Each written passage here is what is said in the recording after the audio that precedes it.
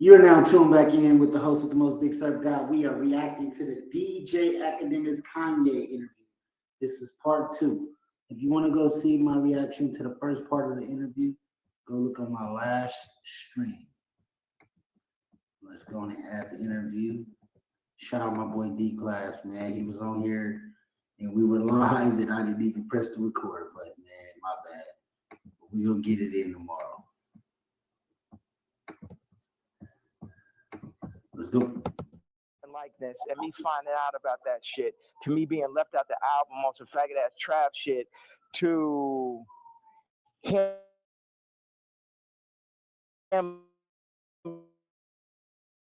What do you mean? Call it.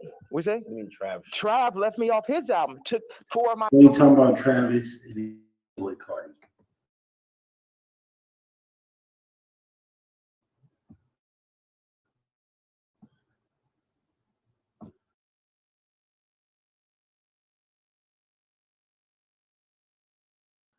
With him or with other people, put Future Scissor on the joints, took me off. I felt with no explanation, shit just comes out. So what are these conversations like? You guys aren't talking like, why are you doing this? Yeah. Because we see the frustration. What are they telling you? Are they apologizing? They're not telling, but we know why they're doing it. We know why.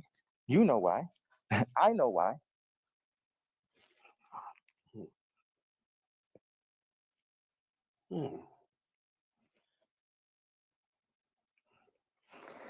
Okay, I gotta leave. I have to leave. Yeah. One of the last real questions. All right. What changed in between, and obviously you bring back Sunday service now, but there was a time. Oh, the nigga from Sunday service tried to hit me for $2 million, Jason White, to run it. It's like, it's always a scam and it's Hollywood shit, but keep going on. But you on like music. I mean, I think even that track with 3 Stacks where, you know, I think he wanted to curse or something like that. You're like, no, we got to keep it clean. Now when people are seeing how you're speaking, they're like, what happened to that yay? Like, how do you get from there to here? What changes or what do you then realize? I'm evil. This the real power of God. No white people, no black people, nobody could tell me what to say, think, talk, or who the fuck to be. And I'm happy everybody's so interested in me being me. I'm so happy that just me doing exactly what the fuck I want to do and saying exactly how the fuck I feel or what I say is so interesting to people. Did you ever apologize for anything or like, not necessarily regret, but like see things you've done or seen people you offended in the past and be like, yeah, man, God hurts too. It hurt me that I had to hurt Jay. It hurt me. It hurt me. The Cardi shit, it hurts me. This shit, all this shit, I experience pain. People be thinking, oh, is he suicide? No. Well, you tweet about that. And primarily because no matter even if you say some shit that people really don't like, they love you. Right. And you're probably the only hip hop artist or only artist, period, that you're so ingrained in us that will never, and that's why, like, you know, I don't think cancellation could ever work with you because it's like, no matter what, you're always gonna make us smile at a point because you're Yang. When you start talking and you mentioned suicidal thoughts, what's happening? We say that, but then people don't see what's happening. Look at the Chicago photo. Then look at the work that I put into Cardi. Then look at me sitting and telling North, like, you gotta, we're not going on this Cardi album. I know it's the number one. Your friends are like, yo, you're gonna be in this Cardi. I know it's very exciting. Like for a kid like that has everything to be on a Cardi song is that. And North is like, yo, you got a problem with Cardi? I got a problem with Cardi. So you're staying 10 toes behind you. Yeah. Should. Yeah, absolutely. And that's what all these faggot ass raps need to understand. Don't get this Disney shit and this Hulu shit fucked up. I'm her daddy. And I deal with pain and I administer pain also. Yeah, me, pink polo faggot, I administer pain mentally. Because none of these niggas is psycho or as smart as me. At least not the niggas. I can't say for the tech dudes. Okay, that's some other shit. But artists be dumb, bro. It's like they can't even fucking count, bro. Jewish people run their whole shit. The lawyers run their whole shit. Our whole shit. Like the contracts are set up for us to not read it. You know what I'm saying? Like, nigga can't, okay, go out and start run a whole record label without a Jewish person. Now take back what I had to say. You know, start up your whole TV network and shit. Make it run. But no Jewish investors. Let me see how that works. You know what I'm saying? Until motherfuckers can really get their shit together like they Nigerians or like they Chinese or like they're Jewish or like they're the tech Indians or some shit, everything I'm saying counts. And the way, as far as the way I feel or what I'm expressing, I'm saying people want to fuck with me. I'm telling them they can't fuck with me. And anybody that ever went against me, and it's the other shit. I don't really have a problem with Kendrick. I would never call Kendrick a faggot. You know what I'm saying? I don't like what happened with the song and that whole idea. I don't like how they used Kendrick. That's right. And also, I don't like him saying he the number one because I'm the number one. So those are my two things. People think that that's jealousy. They feel like even when you're a Super Bowl performance, you're like, man, I ain't like him on Cardi's. You won't sit here and say Kendrick is a better artist than Kanye. Nobody. We got too many verses. Like, yeah, he could rap, but we ain't want to hear this shit. Y'all don't go to church? God is an angry God. God is a jealous God. What are you talking about? I'm the closest thing to God on earth. And I act just like how God acts. Like I go up when people, whatever interview you did previous to the interview of the blessing than the previous interview. So what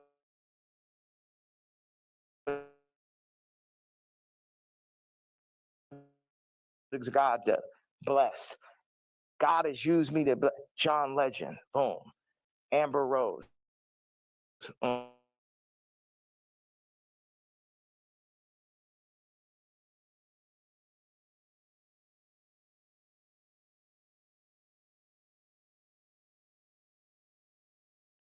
Because before it's all jealousy is this and that, and now it's this far. So yes, I was jealous that Kendrick is on Cardi album, and I feel wrong. Kanye has more kids than just North with Kim, right?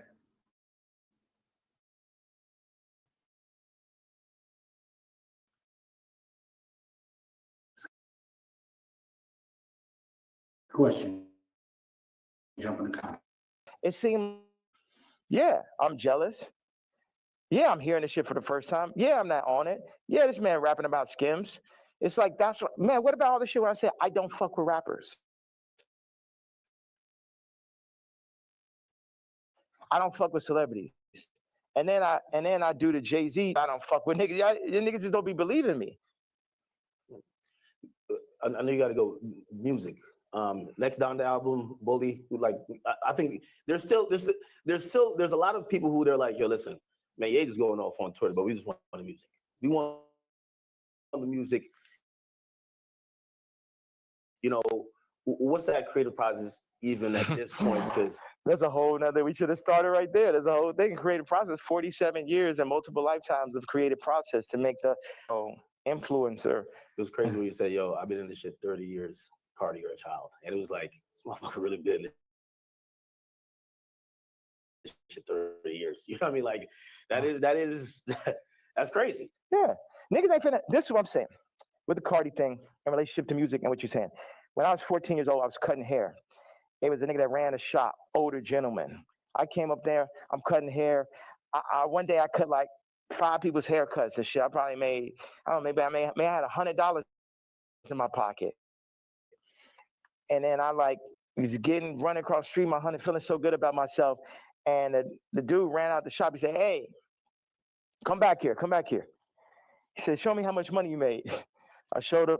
He took half that shit. So I'm saying niggas be using my shop and then running off with the $100. And then what, they gonna run off with the $100, show back over my daughter while they at it and shit? No, I gotta go to the back at that point. Niggas know damn well it just became a thing where it's like, this is what we're gonna do. We're gonna use Ye for this. I'm like, no, nigga, fuck all these niggas. It's because Virgil made it look like that's what you're supposed to do. Niggas used to call me like, yo, you're a platform. I ain't a platform. These niggas not better than me. These niggas, a nigga has yet to make a better product. Take the Louis Vuitton Dons and take every Virgil sneaker, and you can have a choice. Every single Virgil sneaker ever made versus the first sneaker I ever made. You get what I'm saying? So take everybody out. Take Graduation, right? And then take Dark Fantasy. Take Watch the Throne. Take Donda. You get what I'm saying? You could just go. No rap album's better than Vulture's one last year. Let's go song for song for song, and it only got half of me on it. You did that in Cancellation. Like how hard is it to? If they're saying DSPs are saying, well, we're not distributing that, or not DSPs, I mean distributors. They're saying we're not distributing that. I don't know if you get flagged from the DSPs who have to, then put it up on their streaming services.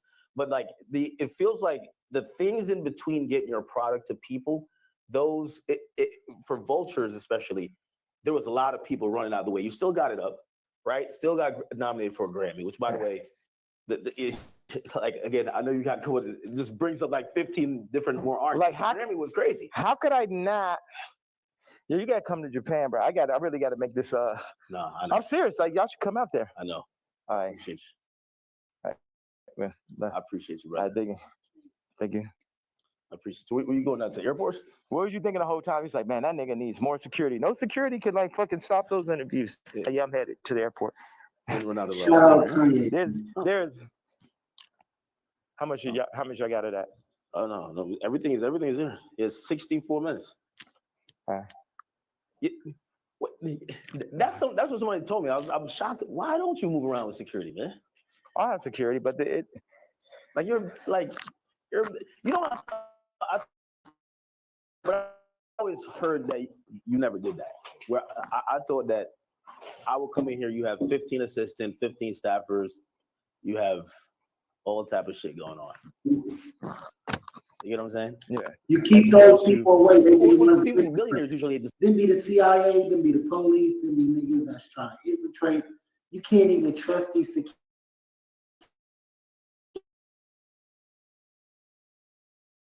security companies because you don't know who's pulling the strings with them and which one of them is willing to take you out. Don't be moving around with nobody. It's a lot of fluff, right? It's just like you just have people just to wait around.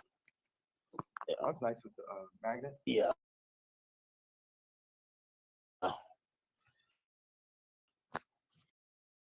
Like they usually have just people to wait around on them, and it kind of creates like almost like a bureaucracy where it's like, hey, then you get to them to make a decision. You get what I'm saying? I knew she thought she made me. She started saying copy. Well, I mean, if you let her ask you for $3 million, like you should have said, you bugging the fuck out. Like you said, I knew she was crazy when she said copy. I mean, that's person in the middle type of conversation. And then it's like they can't help it. Like they can't.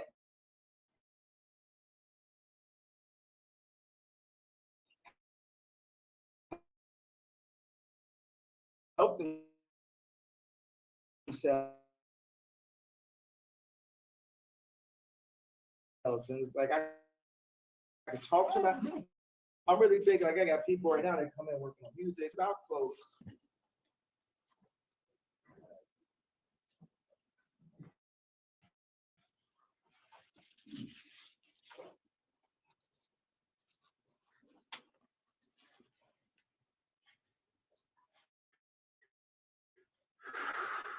The damn life for this shit, bro. This is crazy. This thing you gotta move. One thing I thought it's like.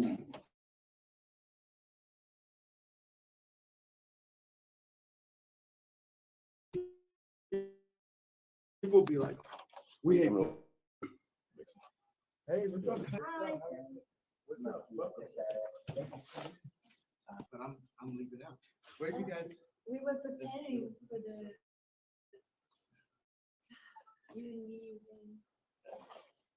When you missed it, I had my black cake.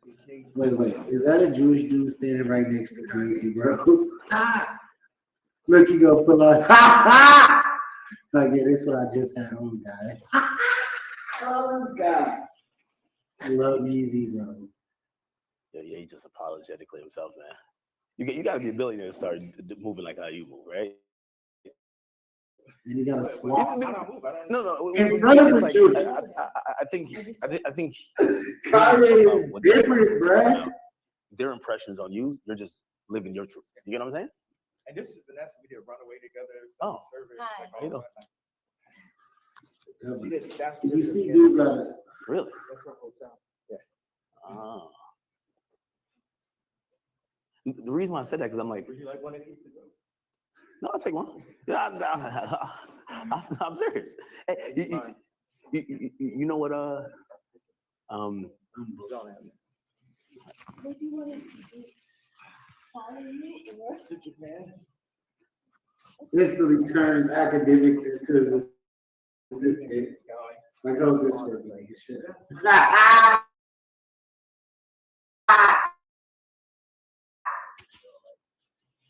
Let me cover this Sean Josh. Swastika chain. This nigga Kanye is different. I want to say it. He is different. I'm sorry. You're like, you like flying private there? What's worse than a death threat? A hospital threat. That's a real thing. Yeah, A hospital threat's way worse. I almost feel like at some point they're gonna try to like do the Wendy Williams to you, or they're There's like, nothing like, wrong with this phone, guy. you can't communicate. But y'all see what Making they done to sign Wendy language Williams? outside the Oh, we window. gotta react to that. Nigga, they got Wendy Williams locked up in a hospital. It's called conservatorship. Took all of her money, everything, nigga. Yeah. Woo! Money. This shit's crazy. What? It almost happened before. Yeah. It almost happened. Well, then, you got hospitalized. Talk on the phone. And I have to go.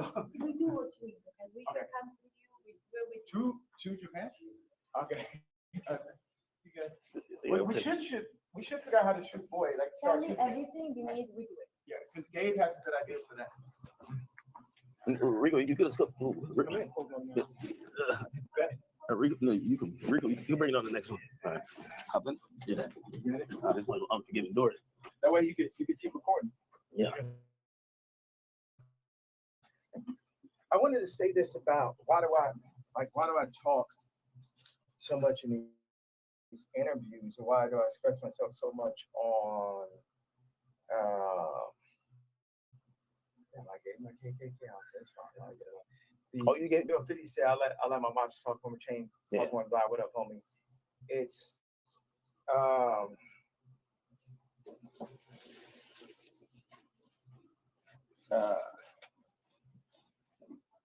your voice is everything. You know, if you have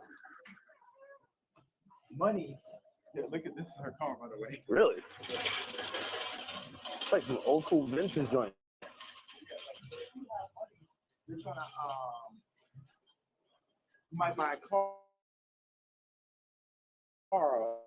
a watch, a house, Muslim, whatever.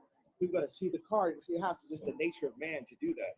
But what happens when you had billions, then lost it, then got it back, families, lost it, say so over your kids' name and likeness, all that. Then what do you have left at that point? You got your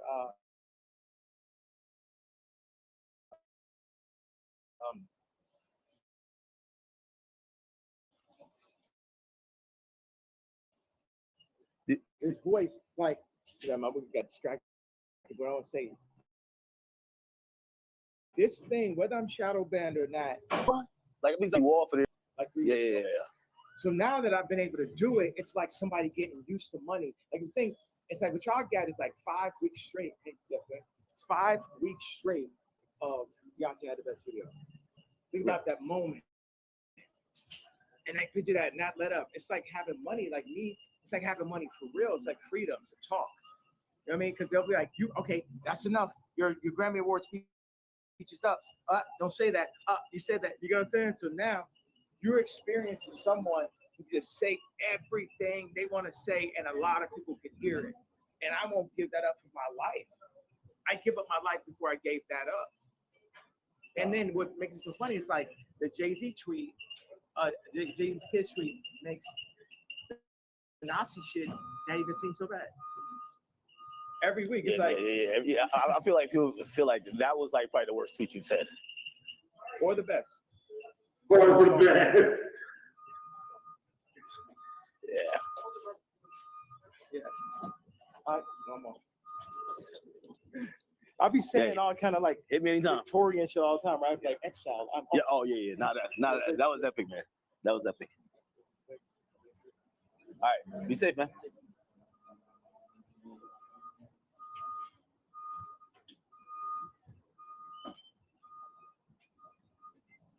What?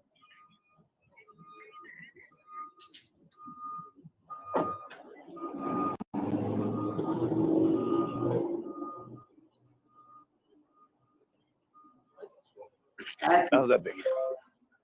That was epic. I mean, I thought I was gonna run out of space. And look, get the car. There he goes. Ye's out of here. That was some epic shit, bro. I probably asked 3 questions. No. Probably like 4 to 5. 4 to 5. I give him credit. He let us keep rolling whole time. Whole time, keep rolling. Whole time, keep rolling. How long? 73 minutes. 70. You know what's crazy? When I looked at it, it said it only had 50 minutes. So I was thinking 50 minutes is gonna run out. Like, how is it still recorded? Yeah, I don't know. All right, well, listen, man. That was, I won't necessarily say interview. That was a Kanye West experience. Sure. Super dope too, man. Shout out to Kanye, shout out to Academics. Y'all go tap into the interview. This is the News You Can Use podcast. I'm your host with the most big surf, got the best reactions you ever seen in your life. And we about this motherfucker. I'm still here. No, I thought I left. My bad. I'll see you later. I'll see y'all later.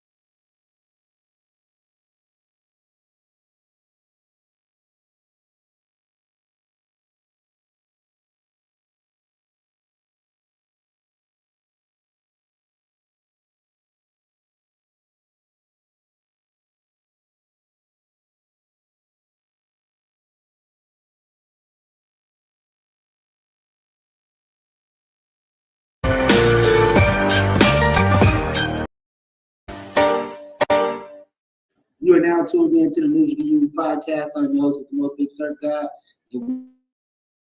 We got my co-host, D-Class. I'm a brand podcast. Make sure to follow, like, and subscribe to the channel. People, D-Class, say what up? Man, what's happening, my good people, man? We here with you for another episode, man. We on this everyday shit. We trying, man. We ain't trying, we doing, man. I think we've been killing it too, man. I'm gonna give us My hands are occupied right now. So Mine will be in a second. I gotta get.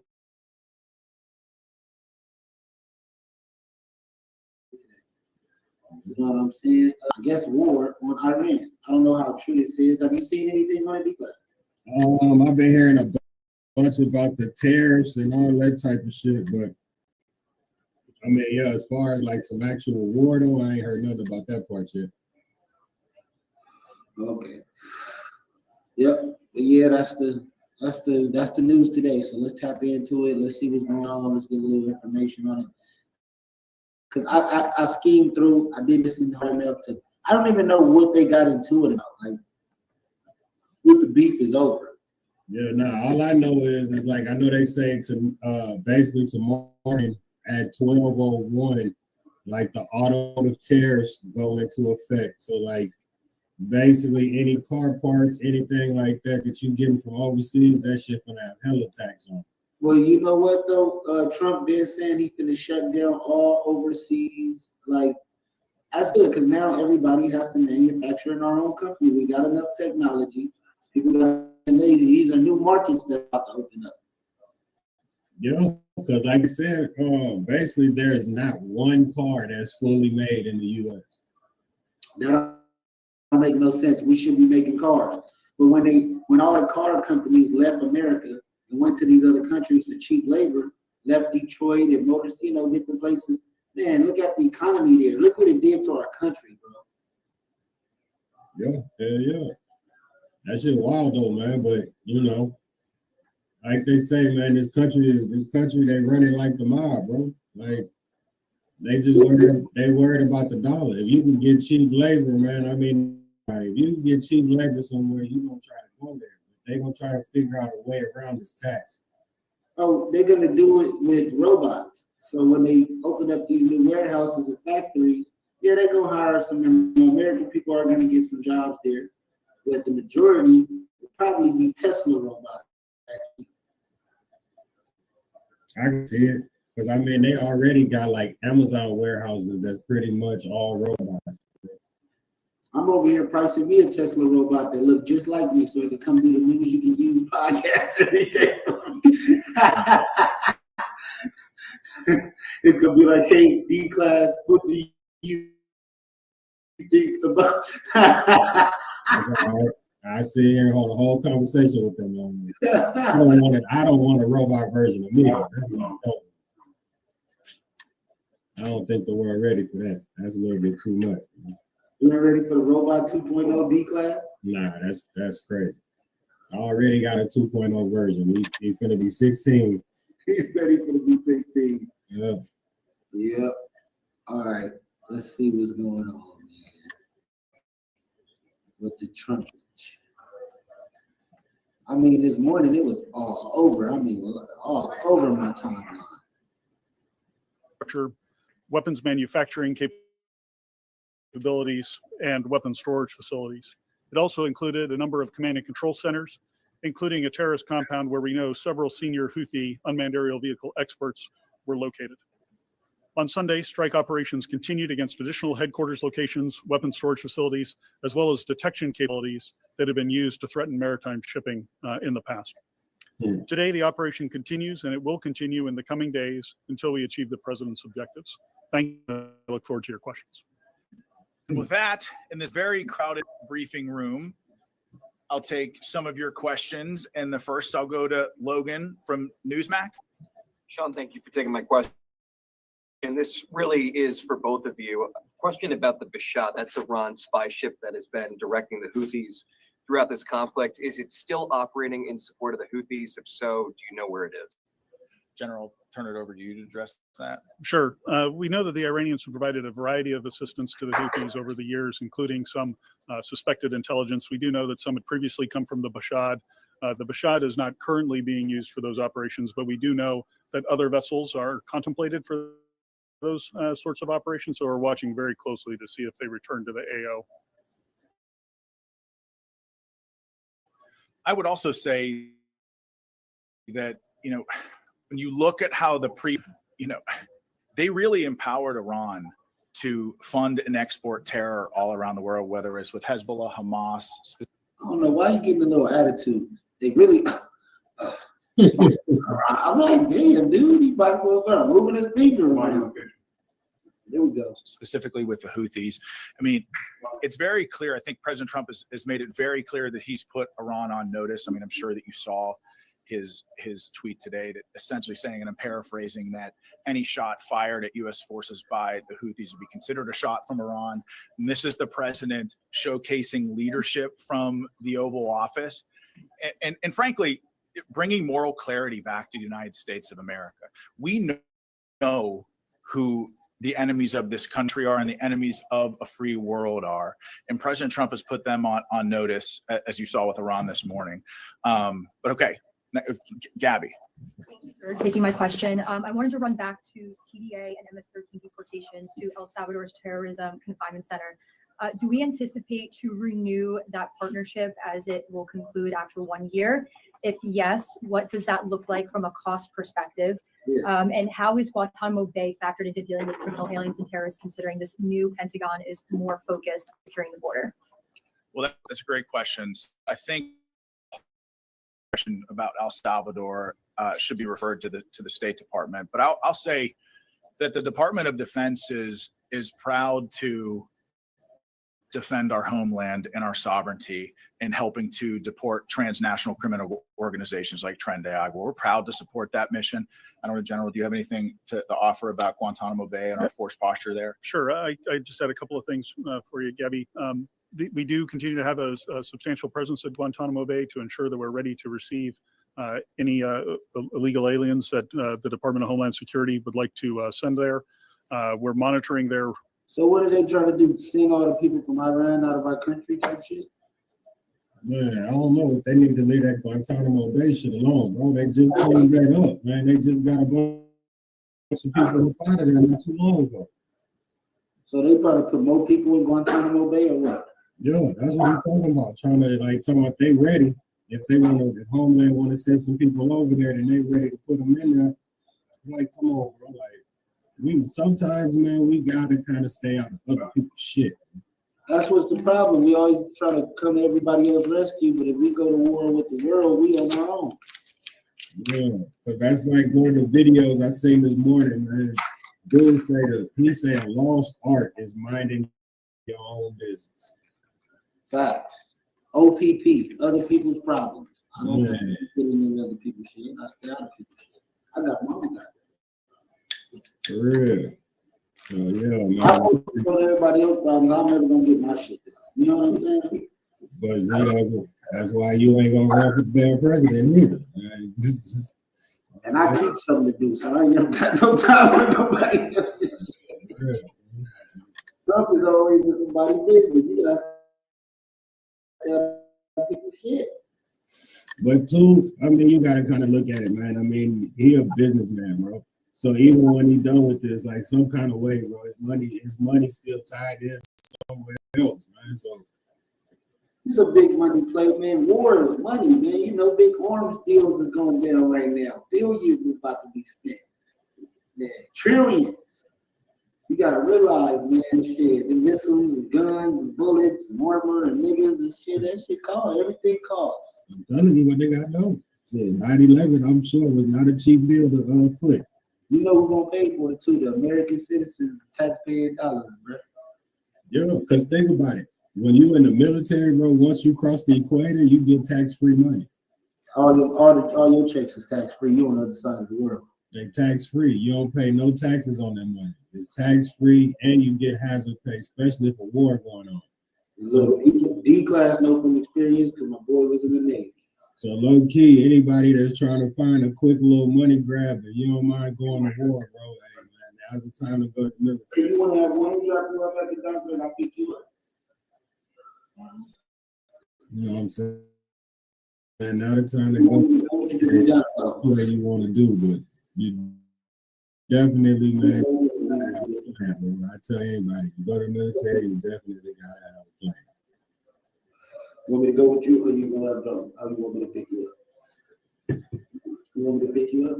You just have one drop you off right here. But yeah, man, this whole Trump thing, man. It's at 1, ain't it? I mean, at the end of the day, it's like you got to think about it, right? Who, you know what I'm saying? How would the world be if if Harris, like, what would we be dealing with? So, I mean, it's a give and take. I don't know what the other side would look like, but Give me a second. I mean, people voted for Trump, bro. This is who we got to rock with, so we got to rock with it. Yeah, we got to log in on it. Get ready, man. Yep. So yeah, Trump, man, he's getting us in some hot water. You know, this could cause a domino effect, and that's the last thing we want. You know what I'm saying? We don't want to cause a world war because we're such a superpower. Us going against Iran is not even a challenge. But shit, who does it say it's just Iran? Think about it. We don't know. What could Iran do that's going to, like, the fight is going to be on their soil for sure. They're not going to make it nowhere near here. We're not going to have another 9/11. It's just like they definitely going to lose. Like, they're going to occupy the country after that. That's what happens. You know how it goes. Think about this. Think about this in street terms. The nigga down the block, they hood might not be all that, but they connected to somebody that might be funding whatever behind the scenes they got going on that we don't know about. Facts. So, you know what I'm saying? We don't know exactly what all hidden secrets they got going on over there in Iran. We have no clue. But we sure gonna find out if we take our ass over there fucking around. Yeah. Well, we're gonna cut this short real quick. You're gonna take it. Hold on real quick, D-Class. I'm gonna play this video. Let me see what she's doing.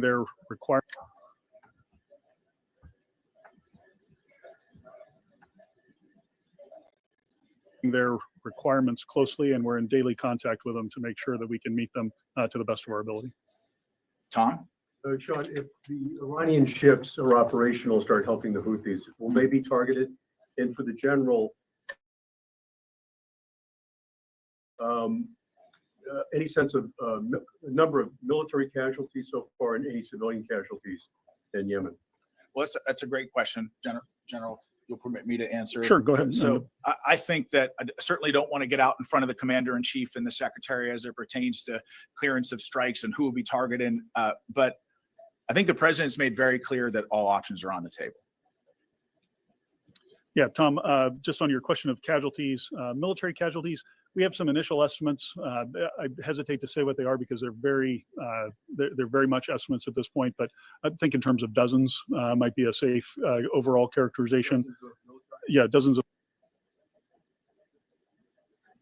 To me, what it sounds like is niggas been bored, ain't had nobody to go shoot at, blow no missiles up.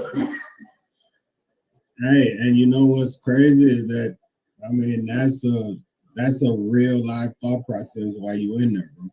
Like, you got to think about it, man. You got a ship. Think about a ship with, just say, 400 people on it. For a matter of fact, put it like this, 400 dudes on it. Like, it's 400 niggas on one boat. No females. And you got nothing but just built up aggression, bro. Like, man, please, bro. Like, anytime you get a chance to shoot the gun, get to do that, man, you be hyped about that type of shit, bro. You know what I'm saying? Like, that's crazy that's how they have you while you in there, man. That's a fact, though. You ain't never lied.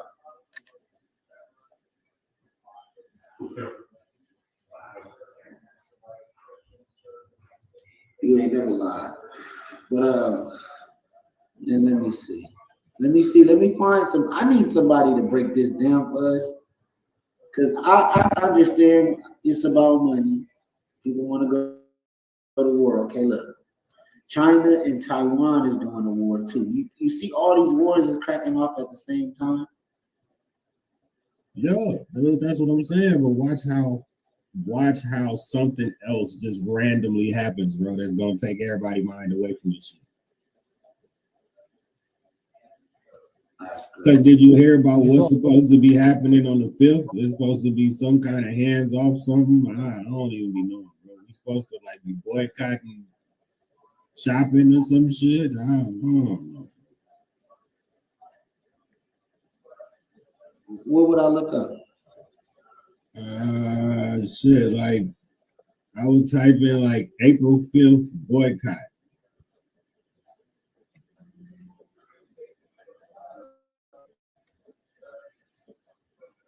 Yeah, they're like the protest. There you go. Let's see what this shit about. President Trump's tech support, Elon Musk, has been shaking up Washington with his Doge crusade to cut government waste as he becomes public enemy #1 for the Democrats, who are hell-bent on destroying his companies and making him the boogeyman of tonight's special elections. One of those races, Musk says, could affect the destiny of humanity. The billionaire has been rallying voters in Wisconsin to get behind conservative Brad Schimmel in today's high-stakes Supreme Court race. Elon Musk joins us now for an exclusive interview. Thank you so much for joining us, Elon. We are thrilled to have you on the 5. Thank you for having me. We're delighted to have you. So why is this race in Wisconsin so important? And what is your response to Democrats who've tried to make tonight's elections a referendum on you? Well, the reason tonight's elections are so important is that the judge race will decide whether the Wisconsin districts get redrawn. They're going to try to gerrymander Wisconsin to remove 2 Republican seats.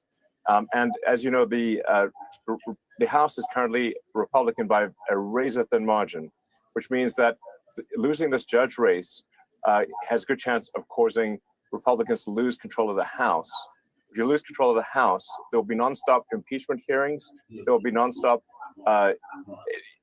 hearings and subpoenas. And they're going to do everything possible to stop the agenda that the American people voted for when they voted for President Trump with a popular vote and the House and the Senate in November.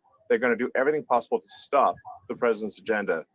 And so it's incredibly important that people in Wisconsin go out and vote right now, contact their friends and family, contact their neighbors, and take them to the polling stations, which close at 8 p.m. Tonight. You can actually register to vote and vote today. It's an extremely tight race. This is a race that will be decided by maybe 0.5% or 1%. It's really neck and neck. So what is it about, D-Class? Shit, I don't know, because this shit, all they talking about is some shit dealing with Wisconsin. That ain't got shit to do with me, hell. I don't know, man. I don't care about Wisconsin. What about this one? Authorities in the South Bay say they have identified and interviewed a man wanted in connection with a swastika flag that was left hanging on a freeway overpass in Morgan Hill. Well, this afternoon, in a protest, protest took place at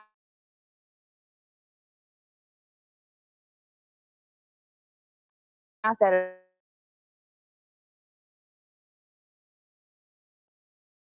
overpass in response to the discovery of that flag.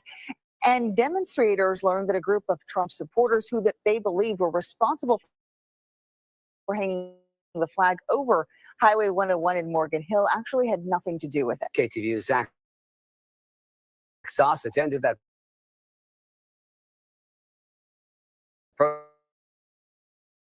protest this afternoon. He joins us now here in the studio. And Zach, how did this all get worked out? Yeah, well, it's pretty remarkable, actually. This is a protest that was being watched. Hey, next they gonna blame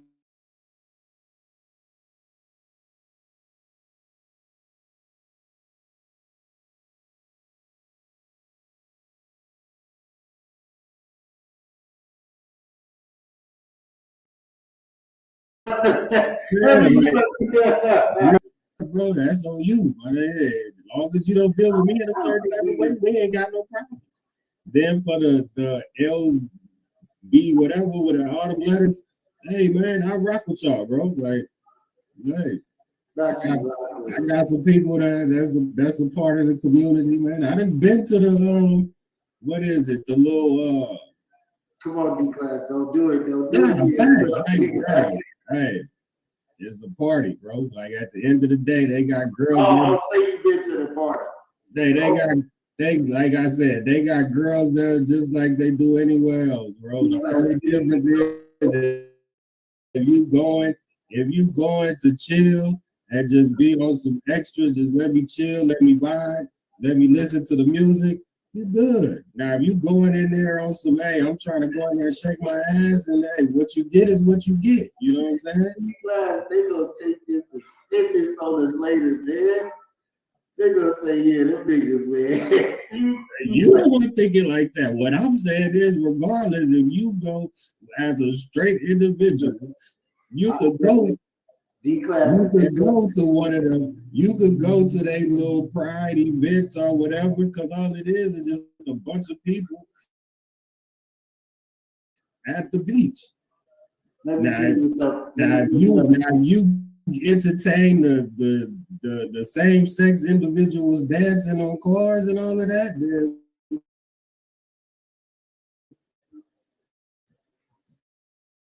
me, I just keep on walking. Heterosexual male. Yeah, man. We have no problem with anybody in any community. Yeah. Either do but you know, I'm not down with any of it. I'm not down with none of y'all communities. I got my own community. It's called the real nigga community.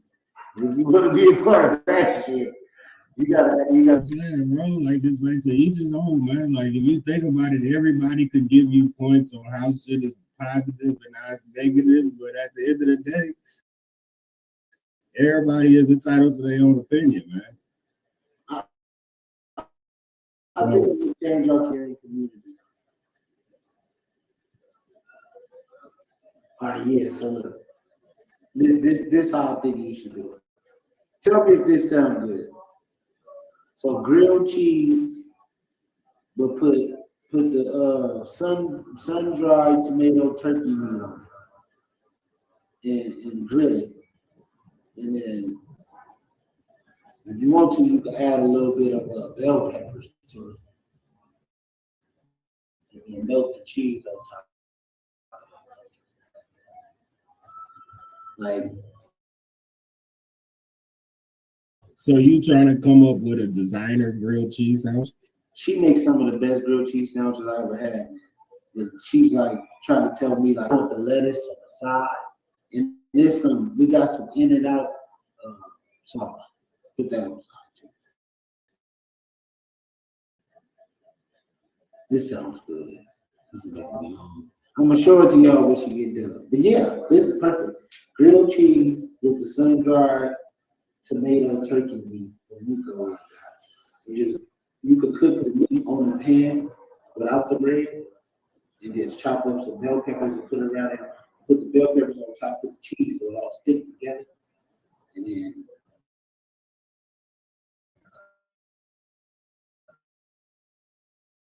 grill the put the cheese it all together. You know what I'm saying? But just, two things. Tell us shit. Family sandwich. Cooking with KK. Y'all not ready for her cooking show, bro. She about to come out with a show. Tell her she don't want no smoke with the grilled cheese sandwich, bro. I just thought it was a fire ass sandwich. She was using a certain type of bread, and it was like it was longer and it was soft bread, but she was grilling and making like. Oh, hold on. See, you was talking about me. Hold on. Wait till you go back and watch that whole segment. Look, man, we can have a sandwich cook-off, bro.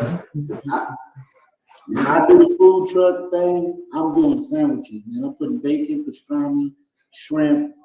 I'm putting chicken on that motherfucker, all kind of shit on the sandwich. Nah, low key, to anybody who even thinking about that shit, if you want to try to make some bread, I could easily give you the plug, not even the plug, but I could damn sure tell you what you can do.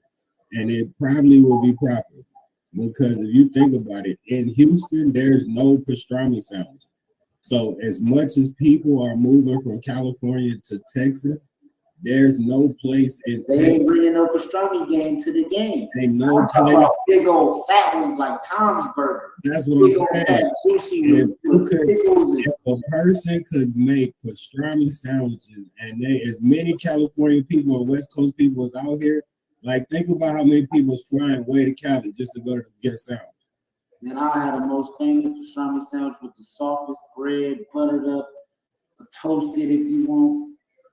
You could take the pastrami sandwich to another level, and you got to be able to have a pastrami burger on that menu. So yeah, if one pop up in the H, y'all can thank me later. But give me a second real quick. I'm gonna play something. HB officer suddenly comes over and says the other side wants to talk to you. We are proud Americans. Almost every Friday, you'll find J.W. Payne and other supporters of President Donald Trump's MAGA movement stationed here on the Burnett Avenue 101 overpass in Morgan Hill. We are tired here in California not being heard. Normally, they're the only group here, but this week on the other side of the bridge, We want to make sure that the diverse community of Morgan Hill feels safe to go out, do their business. They don't have to worry about hate groups like Nazis, neo-Nazis. Raimundo Armendariz organizing the counter demonstration after a flag bearing a swastika appeared on the overpass last Friday. His group assumed that the folks back on the other side were responsible. It was utter shock because that is not what we stand for. There's no reason for us to have done that. America has been a nation of which has fought against such tyranny. Then something unexpected happened. As a Christian, I'm telling you, it was disgusting. I didn't come here because you guys are MAGA Trump supporters. I care less. You guys have the right to support whoever you want We to. agree with you. And you have the right to vote however you want. Correct. We came here because of the swastika. Both sides meeting to hash it out after it was discovered that an alleged instigator not affiliated with either group was responsible for putting up the anti-Semitic flag. The banner later turned over to the Santa Clara Sheriff's Office. I want you to know, that was disgusting. So we won't be back if there's no Nazi flags. We're not planning on coming back. Both sides able to come to an understanding. That's not to say that they agree on everything now. Far from it. Just where we're at right now goes against who I am and who a lot of people are in America, and that's just not okay. Our money should go for Californians. Our money should go to Americans, not having a whole bunch of people coming in from different states and different countries. But the protections afforded by the First Amendment? We agree 100%. And in terms of the investigation into who put up that anti-Semitic flag, the Santa Clara Sheriff's Office says a person was later identified and interviewed, but so far no charges filed. The DA's office is reviewing the case, though. Bro, they don't care.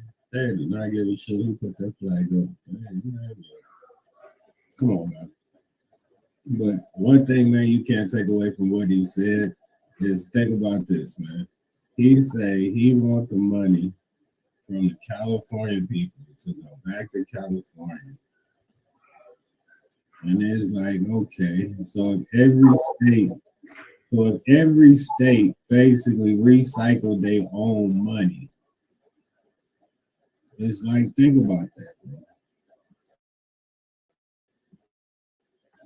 Like, think about where you stay right now and how much your rent is and shit. And think about if you paid like taxes and shit and that shit just stayed in your state. Like it never, like whatever you paid didn't go to the rest of the states. Like all your shit stayed in Nevada. You know what I'm saying? Like think about like how would that affect the state? Like would the cost of living go up? Would it go down? Like it would go down. It would be great in your state because it's so many people here, so many working class people that's paying taxes. It'd be great. And it'd be bad for places where there ain't no jobs. But it is jobs. Think about it. There's places though, you know, little cities, towns in certain states where there ain't no job. There's jobs, bro. Like it's jobs. It's just not, they not higher paying jobs to where everybody want to go flock and go do that shit. But you know what I'm saying? Like, people are out there making money. Like, that shit is still circulating. But that's what I'm saying. Think about, like, farmers. If you had a whole state of just farmers and all your produce and all that shit was what was basically supplying the rest of the states. But the money that you spend, that shit, your taxes, all that shit stay just in the state. Like, it don't go nowhere else. Yeah. So it's like, that's what I'm saying. So when you paying back shit, like, you paying into your state, like, you're not paying into the fucking world, like, pay into where you live. Well, the U.S. ain't the world, but I get exactly what you're saying. Nah, but that's what I'm saying. Like, wherever, like, because you think about it, you're still dealing with the world because we fucking with everybody. Our money going everywhere. Facts. You ain't lying about that. So it's like, yeah, instead of you paying for some goddamn debt that you have no clue how it even started, it's like, all right, bet. Like, my state, we need some fresh bridges. We need some this. We need some that. And everybody taxes just went to that. You know what I'm saying? Like, shit would be A1, bro. Here we go. American business leaders, some of the biggest business leaders actually anywhere in the world, and many distinguished guests from the Middle East, and in particular the Kingdom of Saudi Arabia, a special place with special leaders.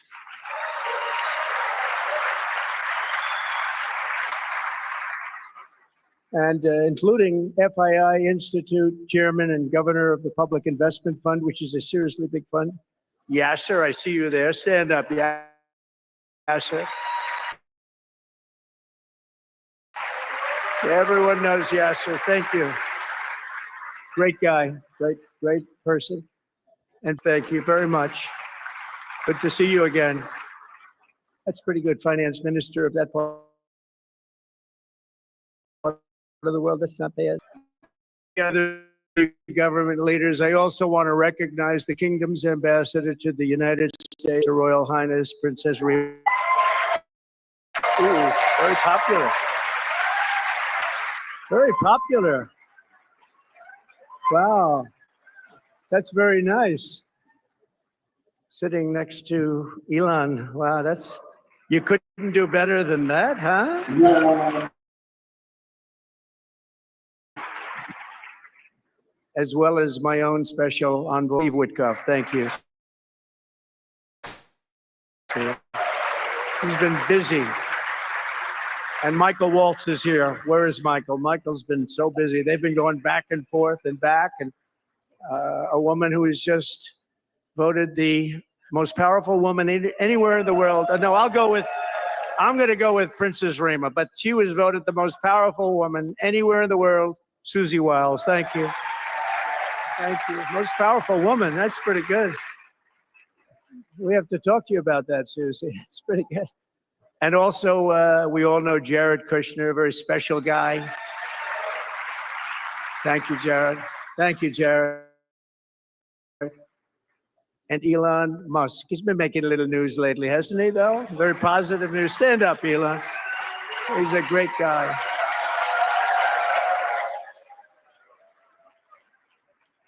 We did a little show last night. I heard they got very good ratings, too, by the way. We did. Hannity. Sean Hannity was fantastic, a fantastic man, a fantastic guy, and he did a show, and it was great being on the show with you last night. I come today with a simple message for business leaders from all across the nation and all around the world. If you want to build the future, push boundaries, unleash breakthroughs, transform industries, and make a fortune, because you want to make a fortune. Most of you have already made a fortune. I don't want to say that. There's no better place on earth than the current and future United States of America under a certain president named Donald J. Trump. I think that we're going to do very well. Everybody. Woo! Woo! That's how them shits be, man. It's like every time you take a breath, they just gotta clap, bro. Like, He ain't even really said shit that's worth clapping for. D-Class, I got you. Yeah, man. This shit is stupid, bro. Like, look, you hit the wrong button. Wrong button, sir. You missed it. Look at it. God, you need glasses, sir. And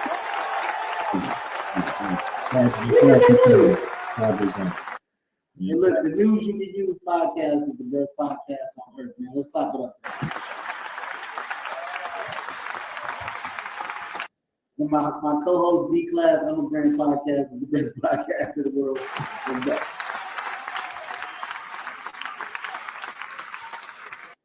And see, we're gonna take over this country, and we're gonna do things that we're supposed to do. And I just need you guys to, yeah, there we go. That's all they was doing the whole time. Hey, no, look, let me tell you something. What, so you know, this year 420 is on Easter, right? What? Yeah, 420 is Easter Sunday. What? 420. So people are saying, like, this is supposed to mean something. What does that mean? Like, anybody in the comments or anybody know what the fact? Because you don't want to know. It's like, come on, man. I just got a couple of thoughts. I'm gonna get all three out. Here we go.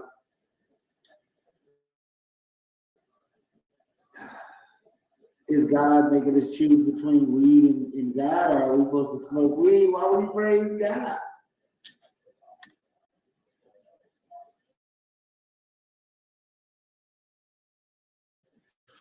Okay. So, okay, let me ask you. Nah, but like, let me ask you this. What is your opinion of 420? Like, what do you feel like 420, like what you're supposed to do on 420? Like, what do it mean to you? 420 is a day of gathering. So the place that I would love to go to and hang out would be San Francisco. They got a place called Hippie Hill where everybody meets up at. Everybody gathers, all nationalities, all walks of life. People fly and they get high as a motherfucker. But it's like my opinion because what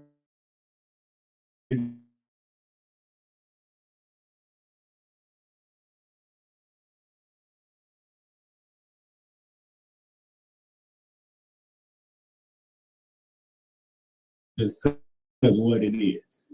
They are churches where they smoke weed, right? The world contemplates how to fit it into mainstream life. Its benefits are often split into two rigid categories: medical marijuana, which is rapidly gaining legitimacy, and recreational pot, which is seen as the key to its emergence as a multi-billion-dollar industry. But lost in this bifurcation of bud is a centuries-old mysterious tradition: getting high to get closer to a higher power.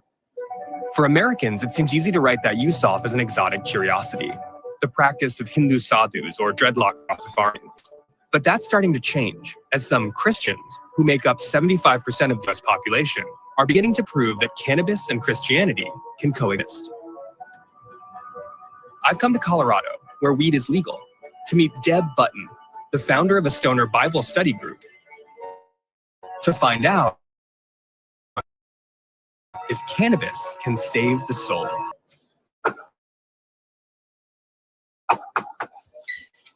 Hi. Oh, hey, you must Deb? be Krishna. Yeah, nice to meet you. Welcome. Beautiful out here. I know this is a perfect day. Perfect day for gardening. I love these ladies. Do they have names? Yeah, CBD, Purple Urkel. I thought you were gonna be like John, Paul. Right.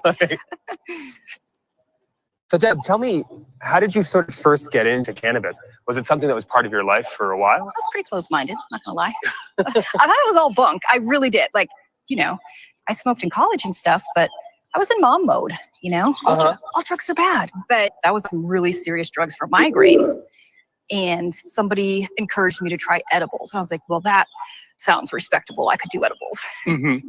It's been about a year and a half and I haven't had any migraines. So I haven't stopped since. Tell me about sort of your relationship with God. I was brought up Baptist, but educated in Catholic school.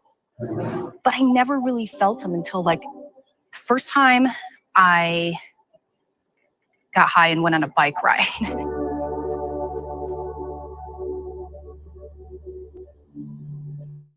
And I was just looking at the sunset and the mountains, the Rockies were in the background, and I'm in the middle of this beautiful trail. It just dawned on me how much he loves us. I'm like, this is beautiful.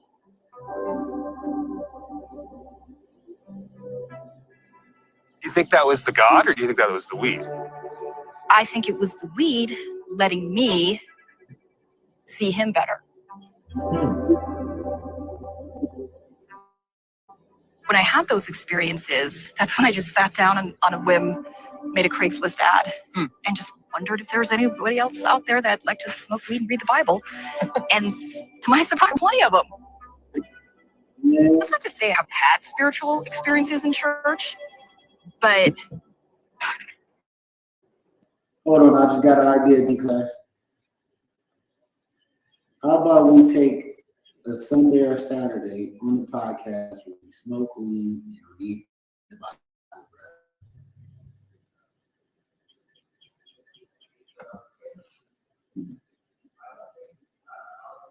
You with me or what? We'll be the first podcast. Put it like this. I'll sit here with you, but yeah. Will you be high while we read the Bible? He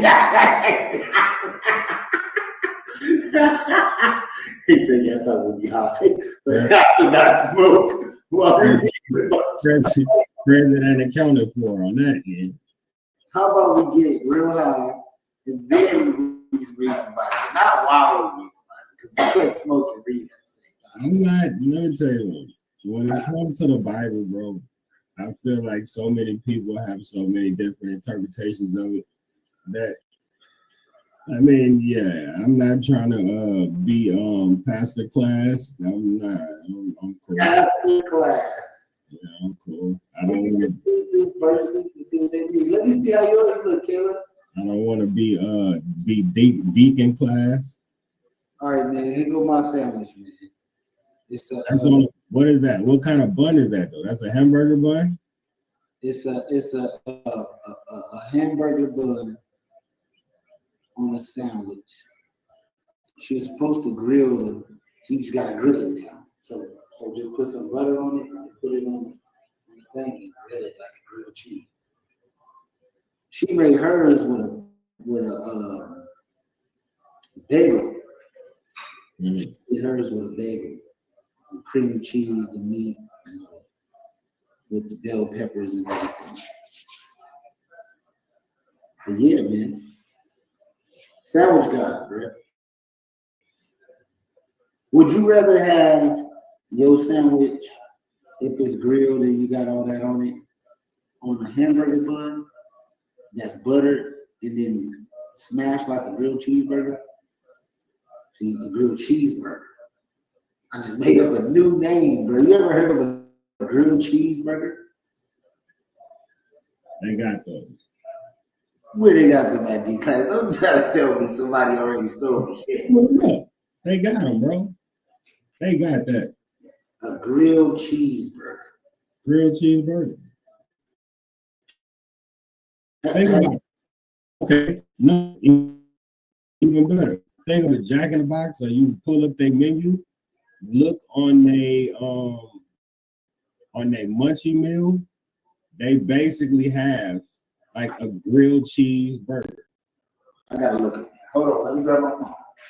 Yeah, because what they did was they put the grilled cheese sandwich on the top, and then they put the hamburger on the bottom. So it's basically 3 slices of bread, and then 2 different sandwiches.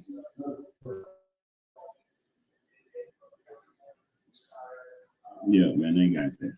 That's nice. Yeah.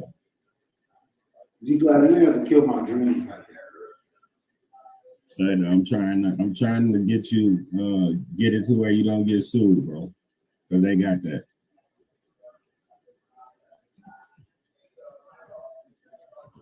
All right, now that y'all know they smoke weed at church, let me introduce y'all to Hippie here.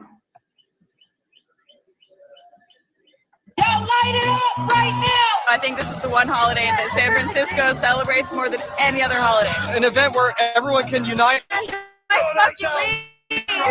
you done this before? No, this is my first year. It is so much fun. This is my first time being here. And before, it was much smaller than it is now. How many people you think are here? No idea. Whole bunch.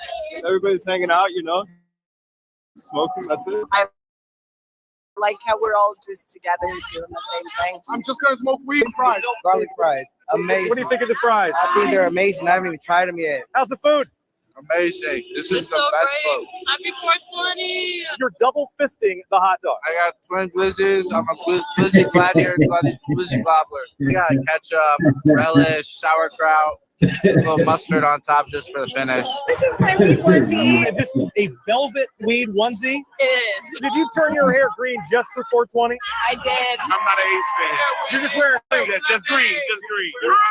Had to wear green. We gotta match the vibe. We gotta match the before we smoke it. We got 1 minute before we count down to our special holiday. You have weed to smoke at 420. I will find some weed here. I will share a joint with this guy. Exactly. We're gonna get a pre-roll. Oh, you can roll it right now. Let's do that. 420, we're gonna give out some free pre-rolls for the community. Free pre-rolls. Free pre-rolls. That's a lot that's going in there. All of it. You got a lot of good independent cannabis vendors, dealers. We actually got a lot of freebies. How many people can smoke that thing at once? The whole crowd's gonna get this. We're gonna start right at 420. How many dollars worth of weed is in that thing? Hundreds. Half a pound. Actually, I'm the world champion. 5-time joint rolling world champion. Are you gonna be the first person hitting that joint? I'm gonna light it. You're gonna light it. Here we go.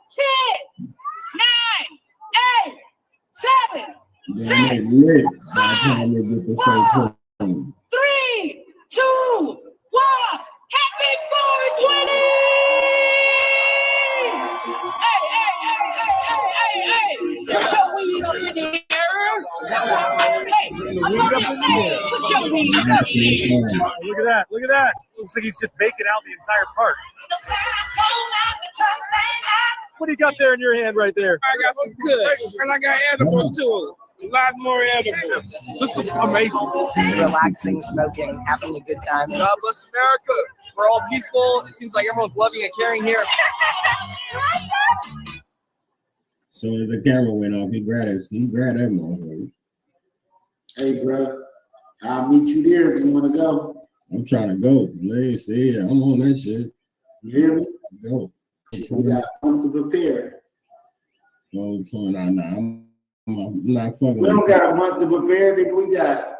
That's what I'm saying. That's next year. 16 days, 2 weeks. That could possibly happen next year. Definitely, because that shit seems kind of dope. Like something nigga let be a part of it. We can go vlog that shit. Yeah, like, figure out how to be a food vendor, bro. Like, think of, man, as many food ideas I got from when you high, like, they just eating regular ass hot dogs with random shit. Like, think about how much shit you could put on a hot dog. I'm gonna be honest, a trip for me to go to San Francisco and back would probably end up $100. Because I could fly there and leave the same day for like $60, $70 because it's only an hour away flight. Go to the shit, Uber here from the airport, have a good time, get high as a motherfucker, and get on the flight the next day. You said you got 16 days then.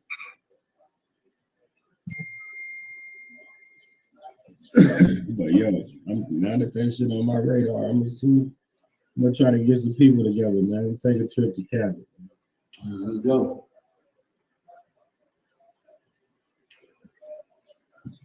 Have you ever heard of Humboldt County? Mm-hmm. You ever seen that show, Killer Mountain or some shit? No. No. But I watched like the documentary about all that shit. Yeah, how it's going down up there. Huh? Yeah. Yeah, it's legit, bro. That's like when I knew people that I met some people that what they say was on the weed farms and with the growers and shit. Like I was like, that's crazy, bro. So you just made a living like just growing weed all day? And say, yeah, you just grow weed and look at plants all day. Yeah, here you go a story from Bernard. The cookie guy, man.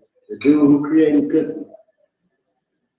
Did you ever get like into that world up in Humboldt County? And Absolutely, because that world is crazy, man. Like there's people who go up there and don't come back down. Yeah, no, Humboldt's a beautiful place. There's great people up there. There's a dark side to everywhere you go, but Humboldt's an incredible It's like they almost place. there's its own laws up there, low key. Like, well, you get in the hills, it's a whole nother story. I can't wait to. That's why I've been waiting though, because a lot of my stories are coming out in the series. There's been some crazy. Give me one crazy story that you could give us. Just give me one, bro. Give me one. Well, as a trailer for the series. Well, one story was I was up there with the buyer, and we went to go buy maybe like 100 OGs or something like that, and we drove up to like a mountain. So there's a gate on the bottom of the hill, and my dude came down, grabbed the bread, was like, "I'll be right back." Cool. Sitting there with this buyer, and he drives up this hill, and we're chilling. It's kind of a hot day, and time just keeps going by. It's not coming back down. It's like, damn, I'm looking at my watch. I'm like, damn, what's up? Go to my phone, no service. I'm like, fuck, a little nervous. And the dude's chain smoking cigarettes. I'm with the buyer, chain smoking cigarettes. He's like, yo, go up there. Like, I'm not fucking going up there, bro. What are you fucking talking about? He's like, go up there, bro. You get my money to this dude? Go up there. I'm like, man, I don't know what's up there. I don't know how far it is. He's like, you're going to go up there, bro. He's like, it's been about 45 minutes to do. Say, I'll be right back. Go up there. I'm like, I'm not going up there. Dude pulls out a gun, cocks it back. He's like, Brian, I ain't trying to go there, bro, but you need to go up there. I'm like, fuck, dude. All right. Hop over the little shady fence, start walking. I walk for like 10 minutes, bro. And I'm looking up this road. It's just not stopping. I'm like, dripping sweat. I come back down like, bro, I don't even see an end to this trail. I'm not going to go. I walked for 10 minutes, bro. I'm fucking sweating like fuck. It's hot as fuck. I don't know what to tell you. He's like, that motherfucker played us. That motherfucker drove up the hill with my money and drove down and left. He's like, you fucking robbed me? He's holding his gun. I'm like, bro, I did not rob you. Starts honking his horn, starts tripping. I'm like, bro, just breathe. We're going to figure it out. It's all good. He's like, it's all good. It's all good, bro. It's all good. He's looking at me crazy. His horn. I'm like, this motherfucker's about to shoot me. For sure. I'm looking at this dude. He's like, my bad, bro. I had to trim up a few more to make it even 100. I'm like, motherfucker, dude. I started walking up that hill trying to find you. He was like, oh, dude, it's like a 1.5 mile fucking drive. You wouldn't have made it up the hill. But like maybe if you would have walked forever, I was like, yeah, god damn, bro. Peace. You know what I mean? My boy took my little issue from the side when he went up the hill. He gave me my bag. Mm-hmm. I gave it to a little pretty bitch to go ahead and dip off. I hopped in a separate car to leave. I'm smoking a joint. We're driving. And the dude was so stressed out. Literally, I cannot make this shit up. We're leaving Humboldt County. There's like a little area by what's the place called? Right when you get into Mendo. But we're pulling off, and this dude's pulled over, bro. We pass him. I'm sitting there smoking, and I thought not to get paranoid for a second, but I don't even have anything in the car. But the weed, I just took a couple. The chick had all my little cut, whatever I made. She was already long gone, but they had this fool pulled over, dude. He had a bad day. He had a very bad. And he had everything on him. He had a 100-pack on him. Yeah. Came over. Yeah. Did they end up? He had a bad day. I never talked to him again, brother. Wow. Ghost. What's crazy is like that's what people don't know. Like in the weed game, like a lot of like if middleman and shit is a great. You hear that shit, guys? That's crazy. Yeah, that's the Humboldt County story. That's crazy. But that's how it be though, man. They say that shit. That's all they do. With that whole, they say like a whole little train.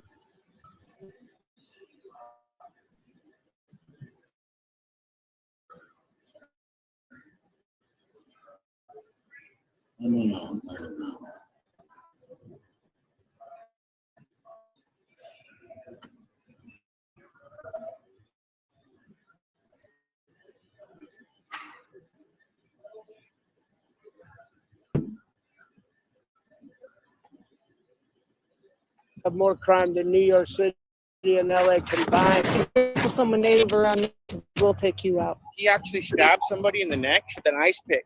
They ended up finding 6 bodies out there. I saw my friend Emerson. He was hanging in the tree. It's over, dude. What do you mean it's over? You're gonna kill me? You guys' car? Yes, sir.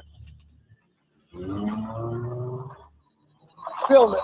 This is Murder Mountain, a remote area of California where hundreds of people disappear without a trace every year. before California legalized weed in 2016. Countless illegal weed farms went wild in Humboldt and Mendocino County. This area, known as the Emerald Triangle, the largest cannabis producing region in America, that supplied an estimated 60% of the country's pot before weed was legalized. But after legalization, most weed farmers were annihilated as legalization brought new taxes, permits, compliance, and large corporate competitors that achieved economies of scale, ultimately increasing the supply of weed, decreasing its value. So almost 10 years since California legalized weed, what happened to the towns, immigrants, and farmers that lived in these mountains? I met up with former Trimmigrant and citizen journalist Darren in the small town of Willits to explore the remains of the First worked on that farm. I was staying at a local hotel here in Willits. One of the maids, she barely spoke any English, and she saw Trimmigrant signs, and she actually put us into contact with another gentleman. They went to a second car, and they blindfolded us and drove us here. Even though they blindfolded us, I have photographic memory, so as soon as I saw the local hills and stuff, I knew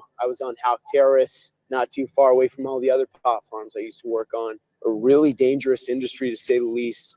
You know, sometimes the pot farms up here and feuds between them make the feud between Timmy Turner and the Dinkelbergs look like Sunday in church, to say the least. So we made our way over to the nearby trailer park to get some wisdom from Darren's old friend. Darren, how do you know? Go in Seattle, and this guy was pretty much here all the time. That's like his trailer right there. His mom might be home.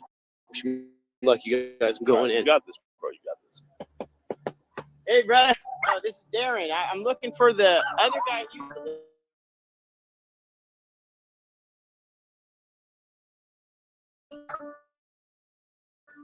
No, they shot him or what? No, he had that. And because he was smoking meth. They said they had a seizure in the bathtub. But the gentleman that he's going to maybe do an interview. I'm here with people go missing out here. Say they need to find people to trim. They'd send out 30,000, 40,000 dollars. Here at Safeway, at the end of the summer, you hardly see anybody that speaks English because the Trimmigans come into town and everybody speaks French and Russian and all these different languages. From Europe. Oh, they're everywhere from Europe. They come here in hopes of getting trim jobs. They can't get any, so they're stuck in Garberville. And there's hundreds and hundreds of little tiny roads that disappear out into the hills, and they go for miles and miles and miles and miles. Some people are really bad because they're out there cooking, and it gets real dodgy out there. So you don't go roam around. When did you notice the cartel presence out here? When you start seeing signs along those roads that everywhere about buying houses for cash, people that buy homes and they'll buy cash, and they set them up for grow houses. You know, I don't know if it's cartel or I don't know if the cartel even makes. I don't know what they do around here. The town there between Alder Point, Leggett. You'll start seeing signs on stores of people that are missing stuff. Yeah, but mainly in Garberville. We're thinking about going to Covelo tonight. Any advice? Oh my God, Covelo's bad.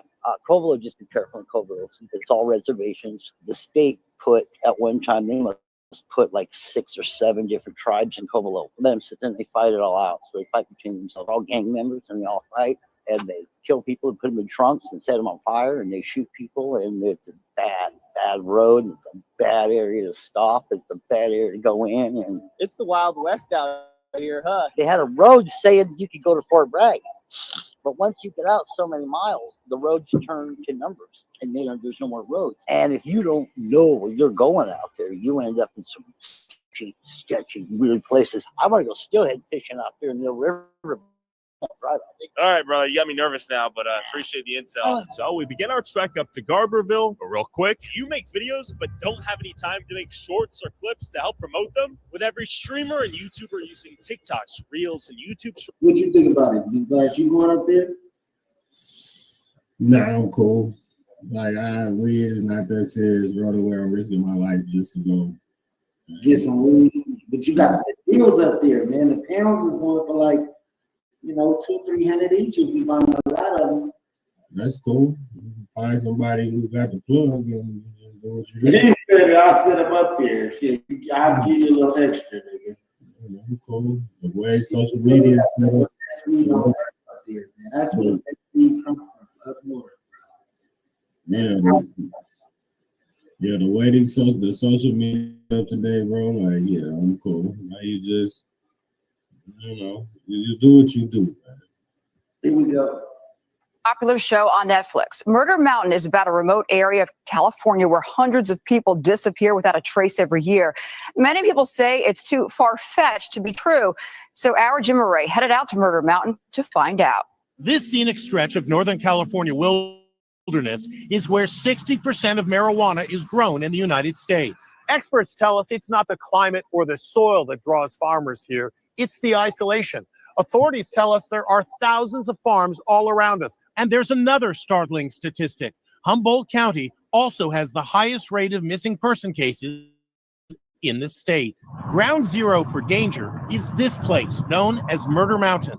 That's where I'm headed. Cell service is out, so I have no cell service. If anything were to happen to us right now, we're out of luck. Let's gear up here. We'll get in our caravan formation. Cops say Murder Mountain is filled with illegal pot growers living off the grid. Sheriff's Office, search warrants. Some arm themselves against unwelcome visitors, as depicted in the documentary Murder Mountain, streaming on Netflix. This grower says it's like the Wild West. I've been kidnapped, kicked down a flight of stairs, hunted ruthlessly through town. Soon I come across pot growers willing to talk, as long as we don't name them. Is it dangerous? Yes, if you're not local. And do you know people who've gone missing or have been murdered in this area? I know multiple people that have. Not to answer that question. While we were checking out this burnt out of a motorhome on the side of the road, a woman drove up who said she was a local whose brother murdered.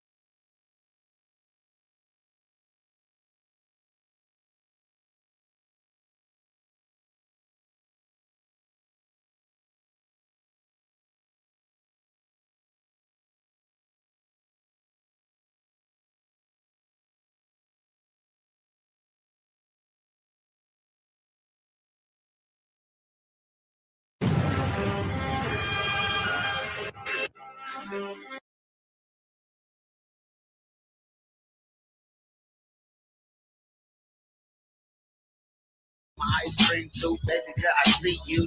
Peekaboo, come through. She laid her head on my plane. Gave me now high love, sky mileage. I just been up in the streets wildin'. Drop top down, keep smiling. The ain't such a smile down on me. I been your little big homie. I been the one with the stick on me. Don't need no nigga to come for me. You ain't shit by your own. You ain't shit up on your own, boy. You ain't shit by your own. You ain't shit without your own. You ain't shit by your own. You ain't shit up on your own, boy. You ain't shit by your own. You ain't shit without your own, boy. I've been the illest on this. Still get the money with she feeling on it. Baby, that's my dick in my pocket's fat too. Gucci wallet look like a fucking statue. Can't fuck with me, sneeze on them hatches. Do you need a napkin, baby girl? What's cracking? What's happening? And I'm snapping back to back, jumping out pins and jacks. These niggas never could touch me. Get the stove, go and get a Dutch. You ain't shit on your own. You ain't shit on your own, boy. You ain't shit on your own.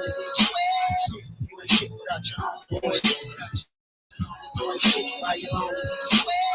You ain't shit on your own, boy. You ain't shit by your own. You ain't shit without your own, boy. I do this cricket, man. I make this shit real. How you get like this?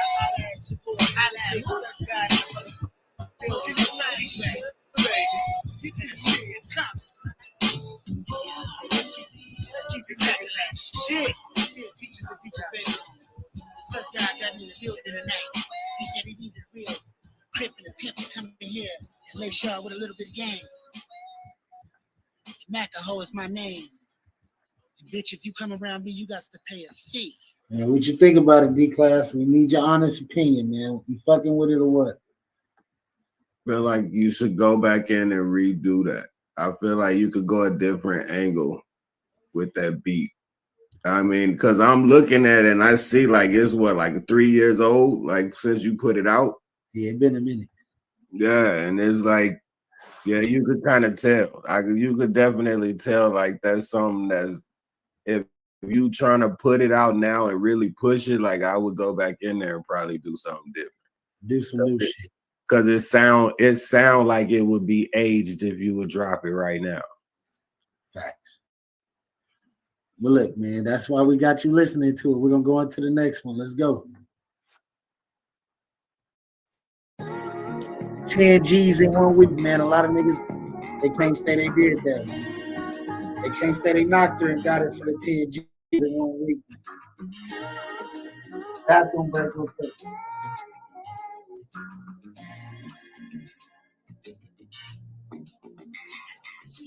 Bitch, I'm the surf guy, you're nothing like me. You ever bought for 10,000 in 1 week? I can whip on a bitch in my sleep.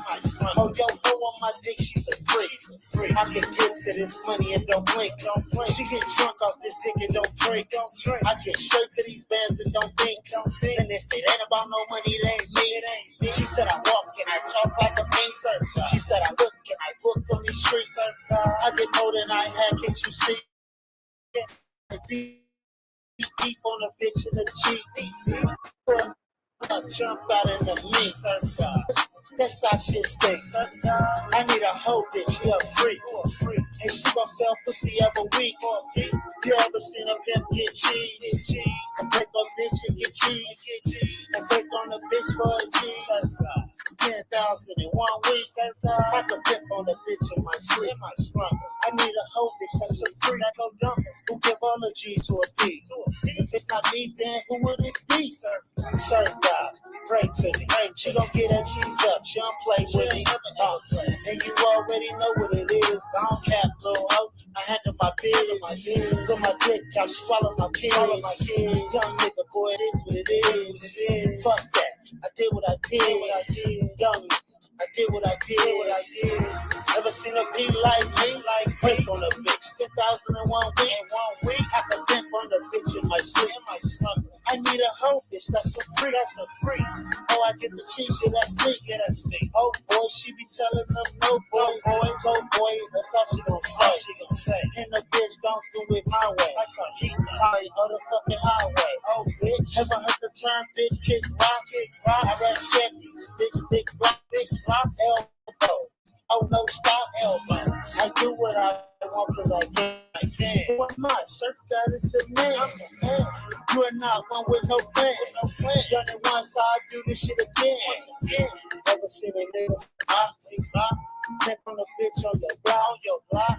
Nigga, I can make the block high. Nigga top notch. Oh, can't you see? Fuck on the bitch, 10 G's in 1 week. I can pimp on them in my sleep. I need a whole bitch that's a freak.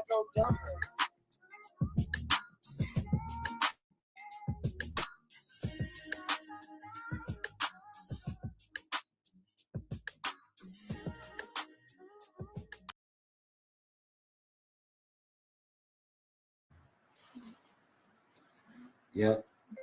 Just restart right now. So what you think about that with D-Class, man? I seen you over there about to look like you was about to get your boogie on. I'm fucking with it. Like I could see it, like it would be the video would be on some like grown thinking about the past type shit. Like I could see that type of video to it. Like then I could see some card show type shit. You know what I'm saying? Motherfuckers out with the swingers, all that type of shit. Like I can see that type of shit. So He said that motherfucker right there go and Texas. I mean, yeah, it's different. The beat, I'm fucking with the beat. So yeah, that's shit. That's the main thing out here. So it's like, yeah, once you get that going, everybody fucking with it. So yeah, man, shit. That's what I'm saying. So far, the first one still, I feel like that should be the lead song so far. We're gonna run that motherfucker back because I wasn't recording when we did that one. So we're gonna get D-Class reaction to Where I've Been. Let's go. Big Surfgod in the building, only right here on Surfgod Radio. It's your boy. We at it again. That's right. You gotta get your reaction to this shit. Without further ado, check it out. This ain't Megan Thee Stallion, it's a return of the Mac. I'm giving these hoes facts, I'm giving these hoes smack. Then the man is sending them to the track. Little nigga, you ain't never did that. You be tricking, you be whipping in the kitchen. You be talking the shit that you ain't living. I be putting these hoes up in position. I be in the kitchen really water whipping. Grandma house, but I was on the first. Kicking up dirt when you was in the hearse. I'm getting money, I get it out of purse. Ass fast. I want the work. I want the work. I want that ass on the floor to work. I want to make that money. And the damn thing funny to hurt. Okay, London, we in the building. Surfgod, all the way live, all around the world, 143 countries. You know how we do it. It's your boy, the record breaker, D-Lane. We shouting out Surfgod all night. Let's get it. Let's go. So the wobble, man, shake that. Money on my mind, baby, better make that. I get the money, and then I take that. Ain't no motherfucking chicken time, I break that. Make it all snap. I need the money, baby, spend it all back. I've been a man, girl, all across the map. I can give a fuck with your nigga back. Where they at? I ain't your only man. I just selling pussy all up on OnlyFans. I need about 100 bands. I don't think a broke nigga understand. I done push the ball to her underhand. Now she about to get a nigga 100 grand. I'ma make it off the back plate. I used to pick it all in my ashtray. It's your boy Surfgod, you heard it first, right here.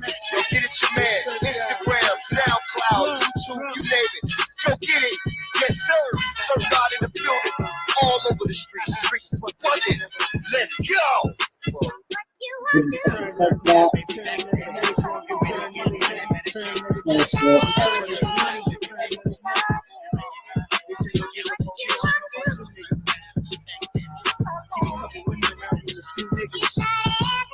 Yeah, that's that return of the Mac. All right, man. Come on, we gotta get D-Class reaction all over again because when he gave me the first response to it. And shout out my boy Lindrum for entering the building. How you doing, D-Class, man? Give me your opinion, man. I'm gonna say that beat is crazy. That shit is crazy. I'm fucking with it. Like I say, man, I feel like that if you gonna drop this project and try to redrop it, that definitely so far should be the lead song on what you trying to do. What about you, Lindrum? Do you feel the same way about that track? Man, you know, like I say, I have the privilege of listening to it over and over and over and over and over and over and over again. So I eventually start loving all of it. You know what I mean? But as an outsider looking in, it's just great stuff, man. I mean, you can't deny it. It is what it is, whether I knew you, or not. I mean, I would rock to that, like, all day. No, that bitch jam. I fuck with it. I fuck with that one for sure. Yes, sir. Appreciate that. We got into 10 G's in 1 week. We're gonna start back there. You ain't sure without your Gucci while it look like a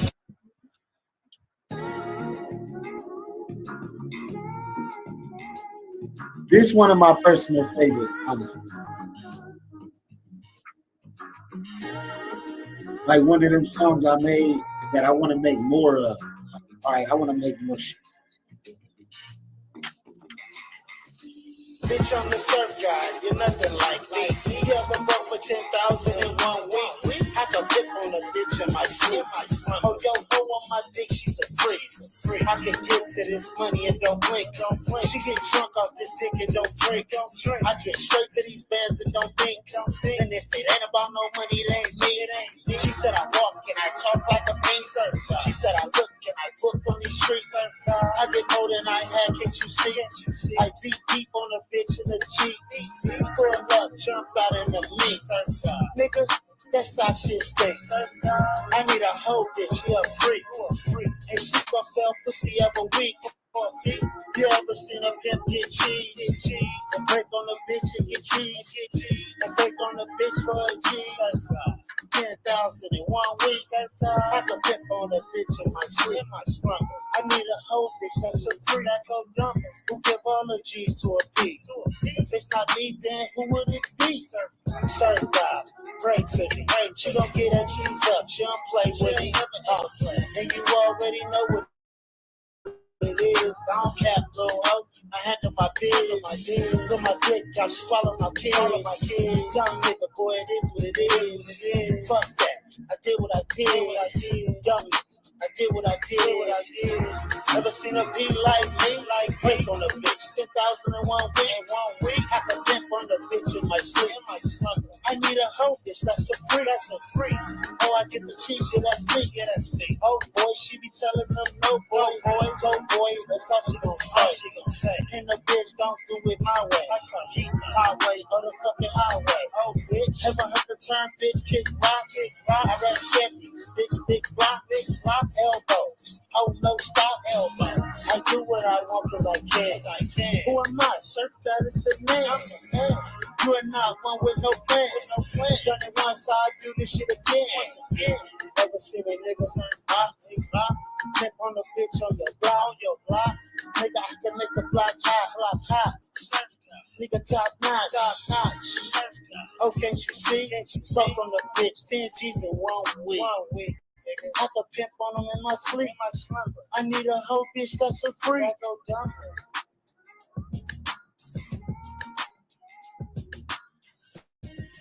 All right. I heard D-Class opinion first last time, so we're gonna let you go, drummer. How do you feel about that track? I like the vibe. It's just the you know me, man. I'm old school, bro. Like the bitch, this bitch, that. Like, I mean, I would rather hear the message, but I get what it is. Listen, man, you asked me, bro. Well, I get what it is. I appreciate it for what it is. But I'm just saying, like, for me, I would like to hear, like there's a lot you could say on a track like that. You know what I mean? I heard it. I get the message. It's cool. It's dope. It works for a lot of people. So the theme for that, y'all, and Drum know me personally, is that I love Superfly movies. I love the Mac. Thus the logo. You see they see the logo. Y'all see the logo. The brother he's an old spirit. You know what I'm saying? Back in the pimp days. You know what I mean? Like that's just a part of his essence. He gotta say that. But I'm just saying, that nigga gonna do what he do. I mean, that's it. You gotta salute that because without that, there would be no this. Right. Absolutely. Right. And salute to all the real players out there, man. If I don't, somebody gotta do this. Now don't go in defense mode. No, here we go. If I don't do it, somebody put Kendrick. Salute to the player. Yeah. Somebody gotta do it. What do you say? Hey, I ain't mad at it. I am not mad at it, bro. Not mad at it at all. But, We don't want no smoke, but I feel you know what what I'm saying? like I feel what he's saying. It is a lot more that could have been said on it. You can't tell me you ain't gonna get on the highway and put that motherfucker on and fit like you got that motherfucker. What you got, that Lincoln? Nigga, you put that on. You jump in that motherfucking clean ass Lincoln and turn that song on. You gonna feel you gonna look in the mirror and all kind of shit. Shit. These is confidence songs. I was telling media class, remember that conversation? It was Lindrum too, about males having more confidence. You know, we see ourselves as thugs and killers and this, that, and this on the internet. That's what we see. I see people as more than that every day. It's different when you're dealing with the internet in real life. But on the internet, everybody's trying to portray being the worst person possible. Right? That's crazy. Right. Sheer ignorance. That's it. You know what I mean? That has turned into the idea. That has turned into the idea of today's masculinity, which to me is far-fetched. Like, that is not it. The true meaning of a gangster is one that is not moved by unnecessary bullshit. You know what I mean? Like, you strong enough to know you're safe. You don't have to react to everything. You know what I mean? You don't have to react to everything. All you gotta do is stay solid to you. No matter what's going on around you, you can't be triggered. You can't be remotely controlled by what somebody say or somebody do. That's when you're sound in your own mind. Oh, he said this, huh? Oh, he did this, what? Like, no, I don't care what they say or what they do. Stable. That's G. Because you're not controlled. You're not remotely controlled by nobody or anything. That's when you know you're solid. If you one of them, I can. If you one of them people that just go out of character, I can create a situation to trap you just by knowing what will trigger you and make you act like an idiot and make my lie look like the truth while you performing for something that doesn't even exist. A lot of people have lost their lives, and we've seen it on that situation right there. That situation right there. Facts. I gotta show and prove. Show and prove what? To whom? Nah, that ain't it. That ain't it. All right, man. I love this deep conversation. That's what the return of the Mac is bringing out, y'all. Y'all see what's going on. Let's get into it.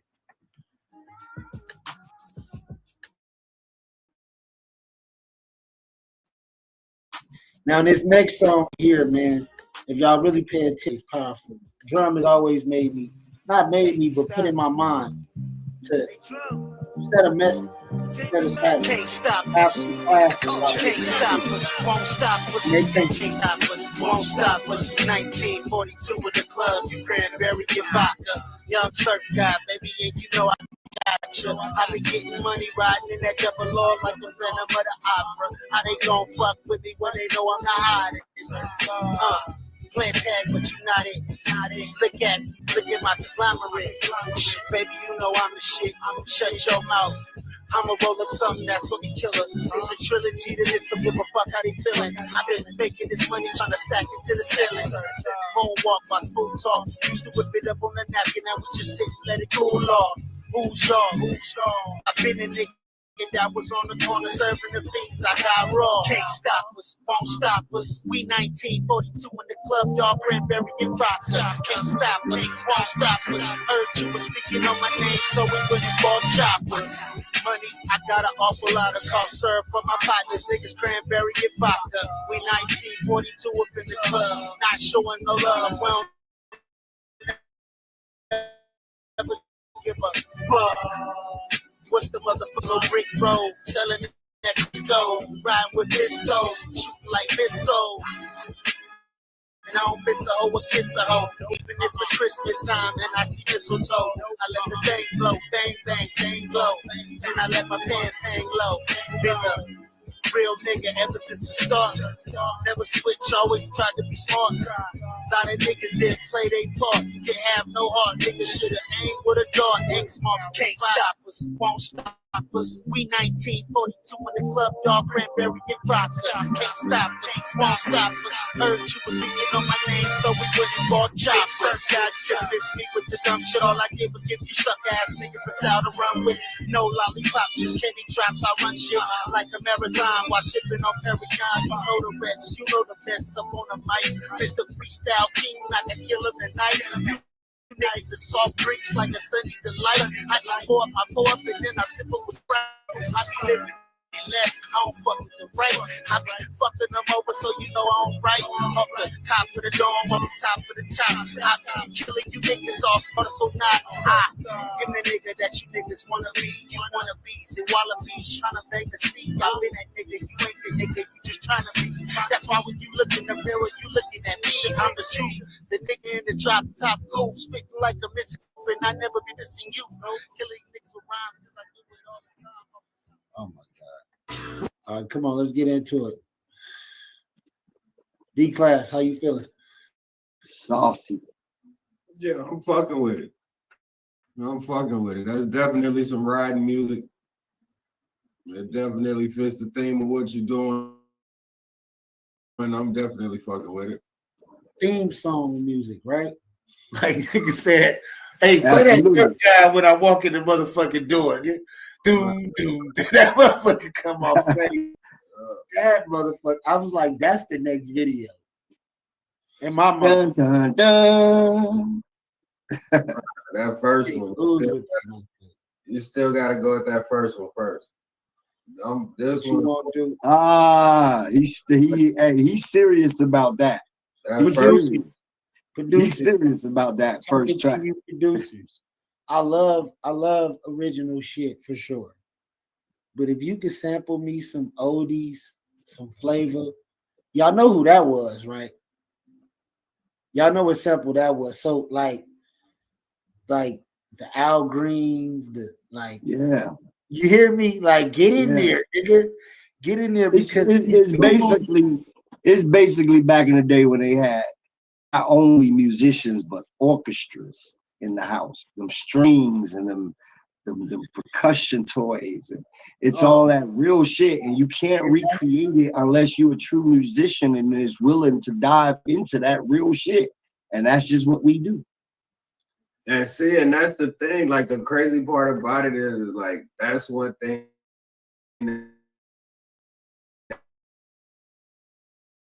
that I can say that so that's why certain shit that's sampled, I can listen to it and be like, okay, like it's cool, but it's like I feel like if I can fuck with it, it probably will go further. But that first one, like, is where it's at and what the movement and all of like it all makes sense. And that's the thing that I'm learning is that sometimes the shit just gotta make sense. Like regardless of how fire you think the beat is, like it all still has to come together, bro, for the whole picture to come what it's supposed to be. Exactly. Yeah. And if you listen to it, it has elegance to it. Like I'm listening to music from a creator. Yeah. There's definitely a sophistication factor. The sophistication is there. Thus the suits and the ties and the, you know what I mean? Like you only got to show that you about it when you're taking out of your element. Otherwise, what you're representing is something clean and classy and just about getting to the bag and just saluting everybody on the way home while you rest with yours. That's it. It ain't no harm. No harm, no foul. It's just like, yo, this is me. It's what I'm doing. And I get it and I go. Period. But I'm going to protect my corner. I'm going to protect my corner. I'm going to protect my block and I'm going to protect my legacy. Your people. Exactly. With my people. And as long as you don't step on my toes, I won't step on yours. That's the most beautiful thing in this world is just like that. If don't fuck with me, I won't fuck with you. We come together, we have fun, cool. That's it. I appreciate you. Can you appreciate me? Leave me be. I leave you be. When we meet up, we good. R.I.P. George Floyd. Let's go. Can I live? Can I live?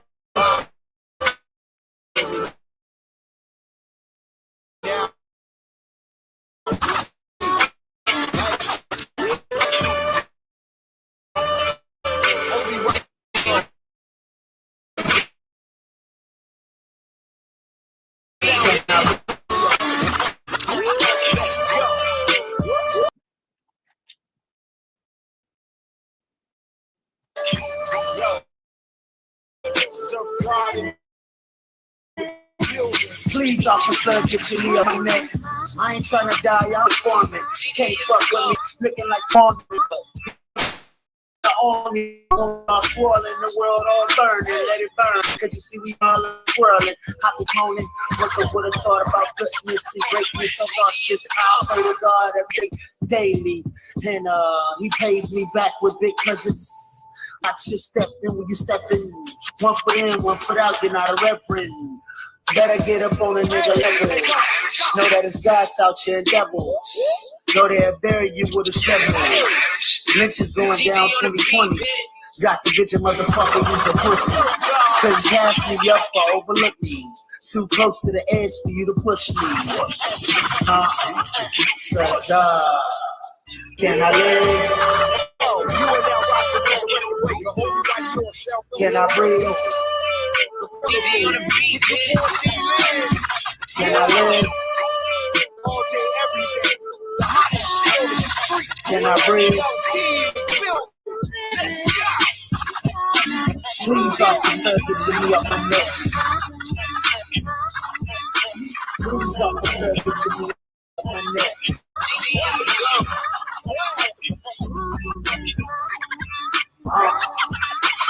Surfgod. Can I live? Let's go. Only right here on South Fusion. Can I breathe? With your voice live. Can I live? Shout out that nigga D-Man. Yeah. Coming at you.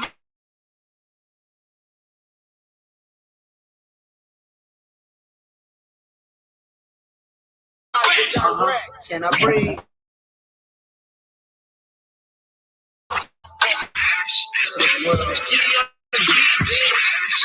Let's pray for this world.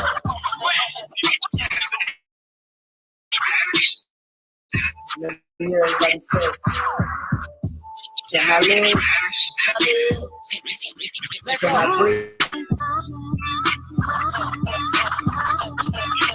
Please, officer, all right, come on, class. I'll start with you. You know, me and Drum, we created a lot of this. So, but I didn't count so much. So who made the beat? Legend, you made the beat? No, the beat was well, I don't know where'd you get the surf? So this is Surfgod.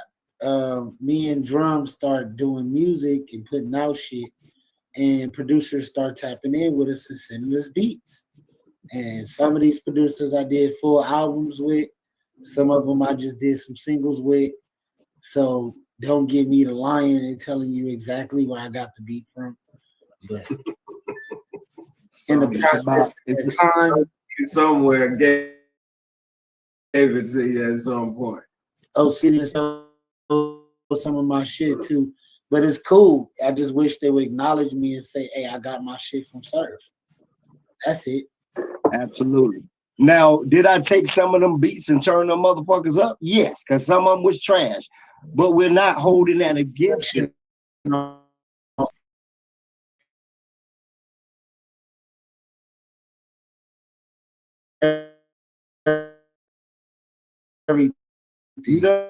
what I'm saying? We're not holding that against somebody that just didn't have as much as the next table. It's the first supper, not the last.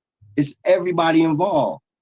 And you know, like a lot of the stuff came to us, it was low, it was didn't have this or didn't have that.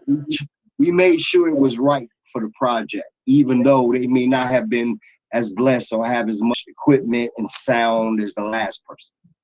Right. So yeah, everybody's everything.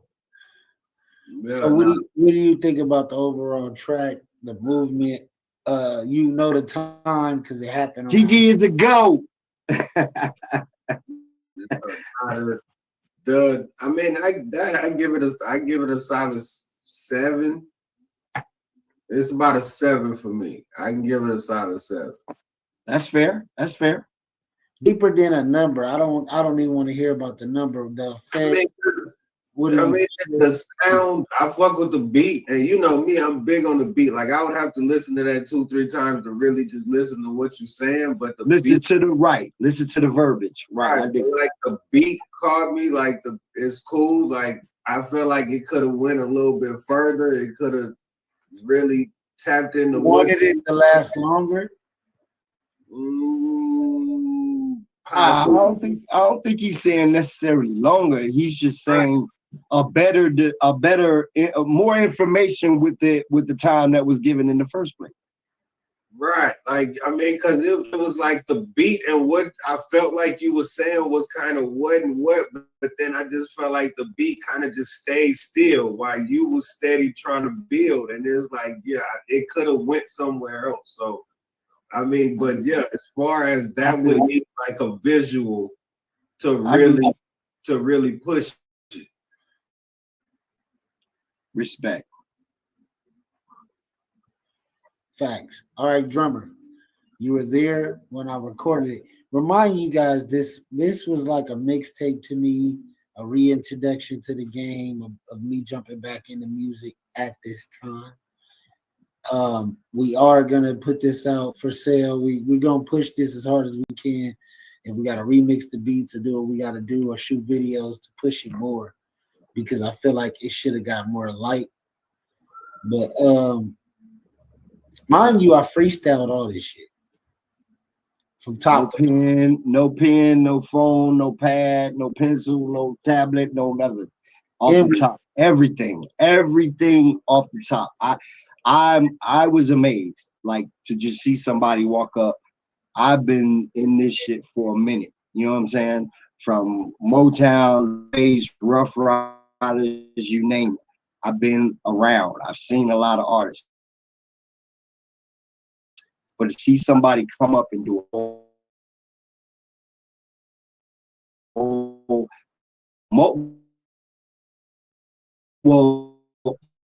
several albums, walk in front of the microphone and just go and create.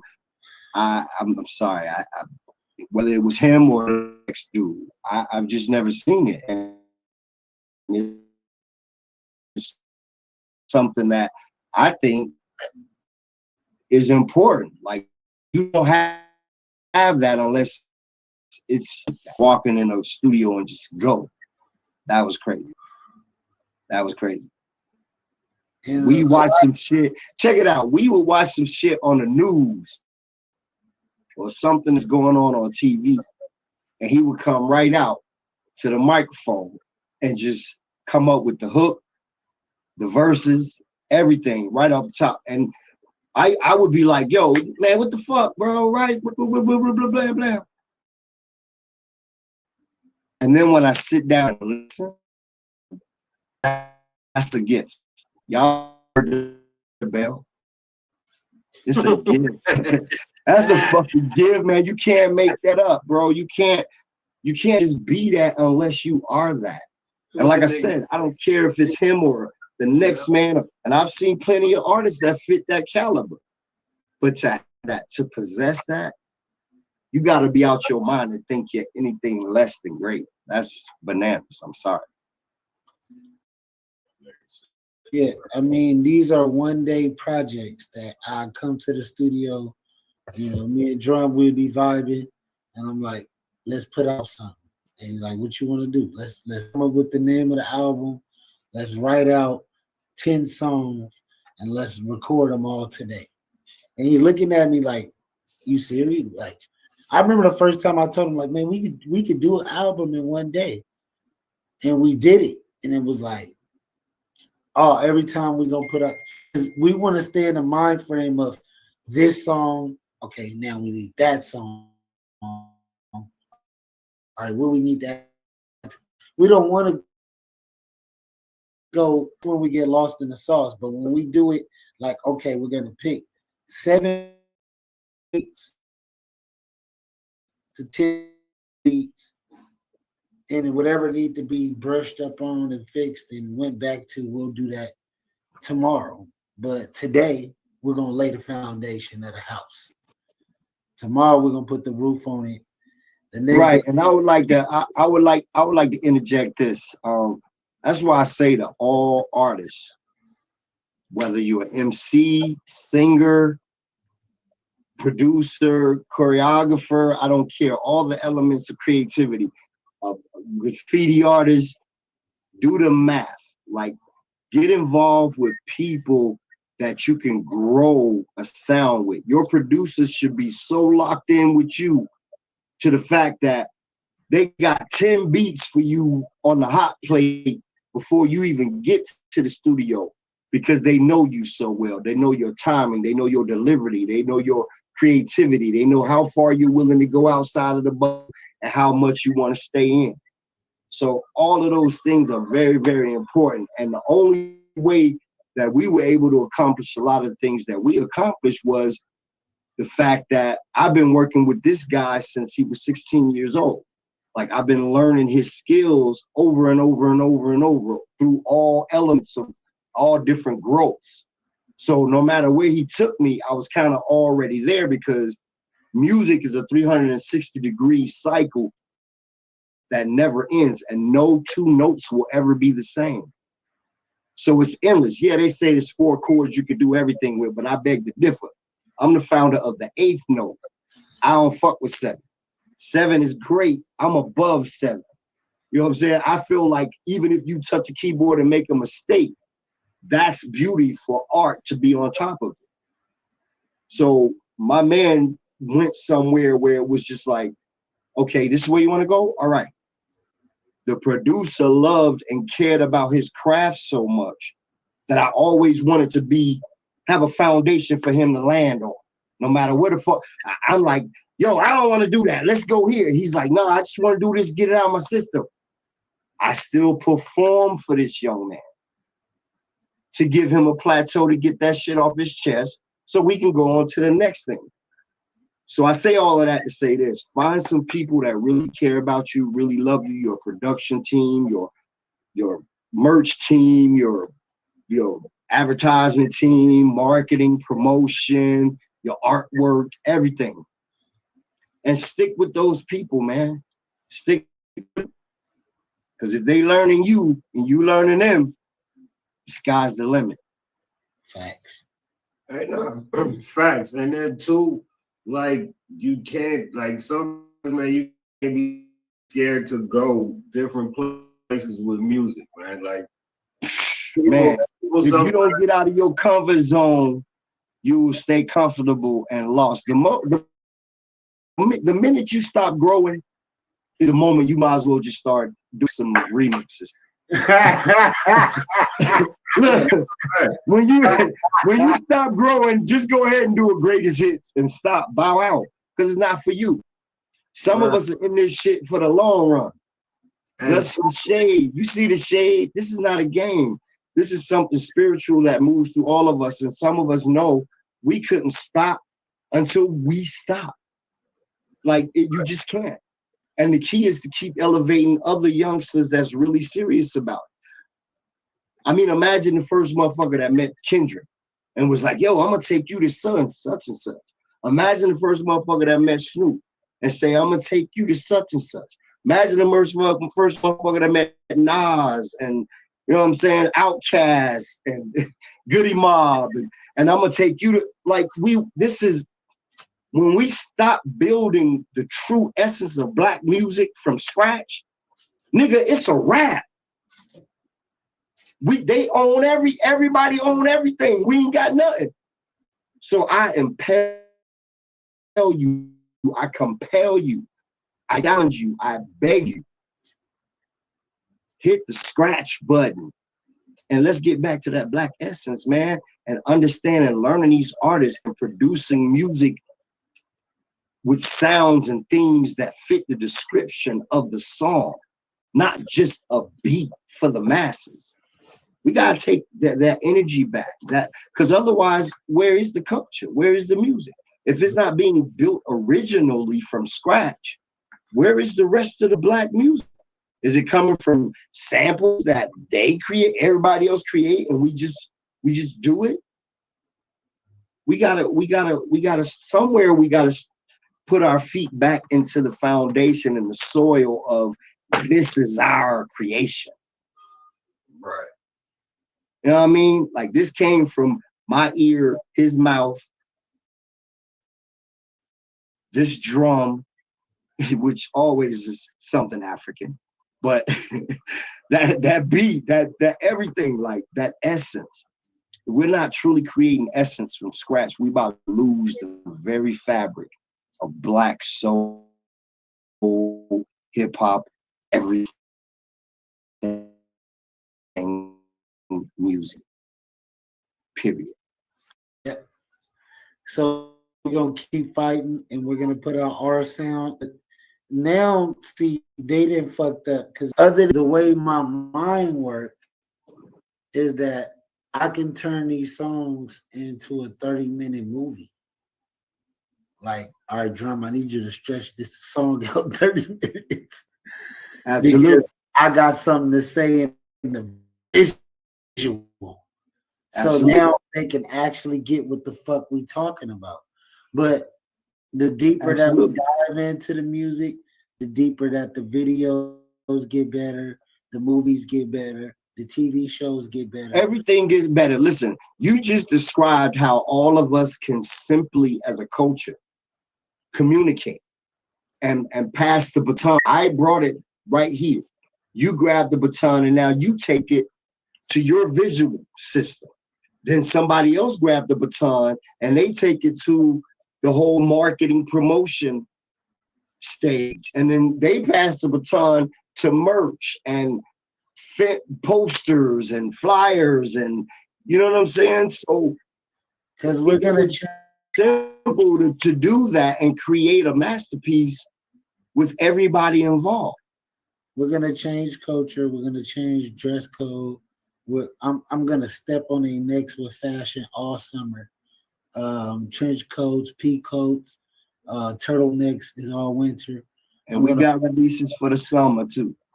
They got me fucked up, and I got the time to do it. So now I can actually go to Nordstrom's and then Marcus. You don't know them people, but I'm gonna go and visit them and see what I can find, and go and come out and step, because I was just telling one of my friends, like, okay, all I need is the receipt. Now we're talking sponsorship. Photos. I'm gonna take photos. I'm gonna take pictures everywhere I go. Make sure I take pictures, pose. Make sure I treat myself like a runway model when it comes to taking pictures and posing, and what this is and what that is and how I put it on and what I did, because a lot of it is about people feeling more close to you and what you do and how you do it and what cologne did you use that day. And you got to treat yourself like you're already in those magazines, and they'll post about you later. So let's move into the next track. I like the energy tonight, man.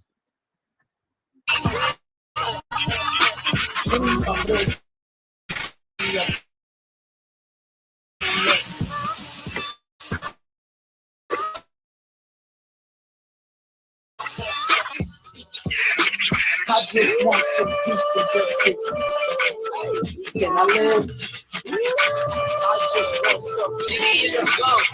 Can I breathe? Can I live?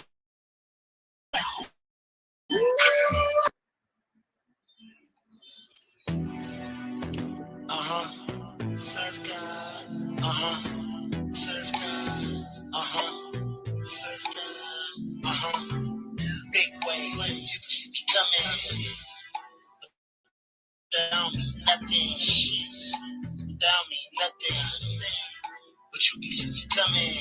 Big wave, you can see me coming. Without me, nothing, shit. Without me, nothing. But you can see me coming.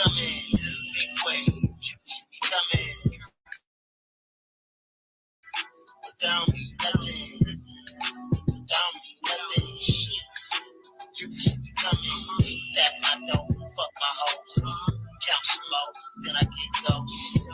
Jump up in that motherfucking ghost. Then I put the pedal to the floor. Been getting money with some more. Been doing this coast to coast. Explosive my motherfucking blunt. Maybe some motherfucking runs. Shot the LB, I move LB. Ain't much niggas could tell me. When the circle, which we all full. We don't need your help, we all good. All by myself, don't get you that good. You should be yes, niggas good. Never try to play me. I'm an X baby. Big wave, you can see me coming. But that don't mean nothing. That don't mean nothing. Shit. But you can see coming. Big wave, you can see me coming. But that don't mean nothing. But that don't mean nothing. But you can see me coming. Big wave, you can see me coming. But that don't mean nothing. But that don't mean nothing. Big wave, you can see me coming. I know you see me coming. I know you. Big wave, bitch. Big wave. You saw it up. Surf God. All right. Give it to me, man. All right, well, I'm gonna keep it a buck. I didn't hear much to the end, so I can't. I can't even answer on it. So let my man speak. I mean, me personally, it definitely goes with the tape. Like, definitely, once again, some more riding music. It might need to, I would say, me personally, I would say probably do another track to it and kind of judge between the two on which one you would really want to rock with to kind of see. And me personally, you might want to try to do that with all of them, really, to just see like what kind of vibe you could get now based on what you had back then. You know what I'm saying? And really see like. So look, the whole purpose of this is we're gonna do a part 2. A part 2 is coming, people. Returning the Back 2 is on the way. So we're just so basically what he is saying as an outsider looking in and as a potential fan with the representation is on part 2 we gonna give him a little bit of what he was talking about as well. That's what I'm saying. Absolutely. Don't get that up, D class. Don't tell them. You know, you give it absolutely. He said do exactly Absolutely. what you did. He said add some oregano. He said add some oregano, nigga. We putting some oregano in it.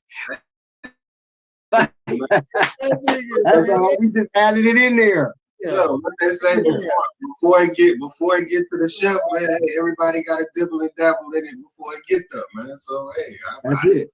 You asked my opinion. I just gave you my opinion.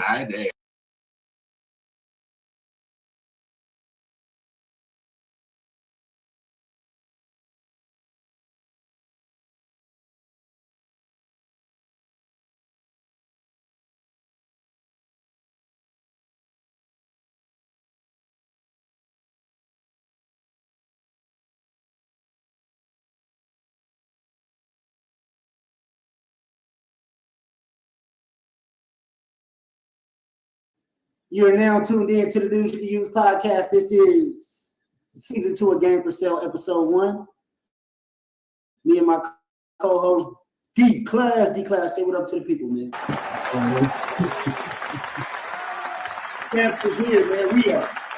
We are back. D Class, tell these people, man. Man, what's the deal, man? Yeah, he done found some new shit over there, y'all.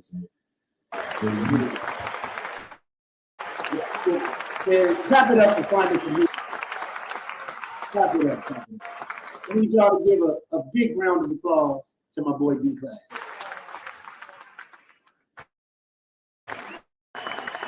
There we go. Turn it up. All right.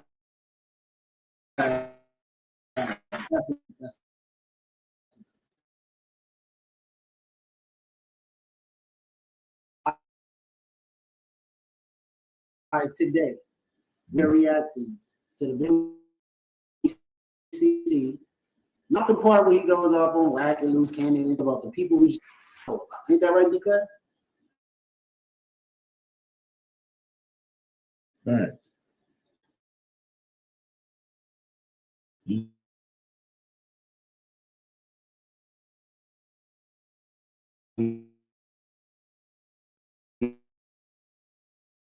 We big for this shit. Couldn't be game for selling media on no game. So react your page on the internet, man. I'm gonna say it now before we even blow up.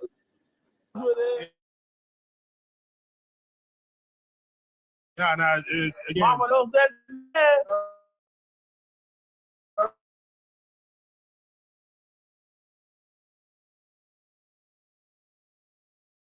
Nah, this is probably one of the most. Oh, if you don't mind, tell them what you do, the platform you're on.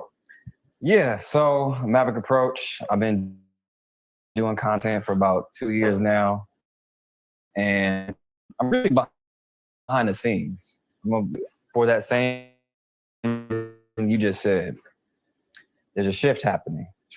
Okay, all the goofies are leaving, and the real ones are coming in. We gotta clap it up for that. We gotta clap it up for that. Clap it up for all the goofies leaving and the real ones sticking in.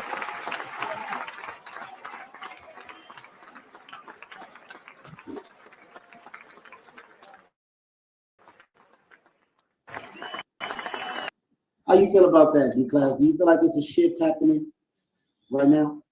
I mean, yeah, there's always some kind of motion going on, man. It's just now it's being elevated with all of the shit that's going on with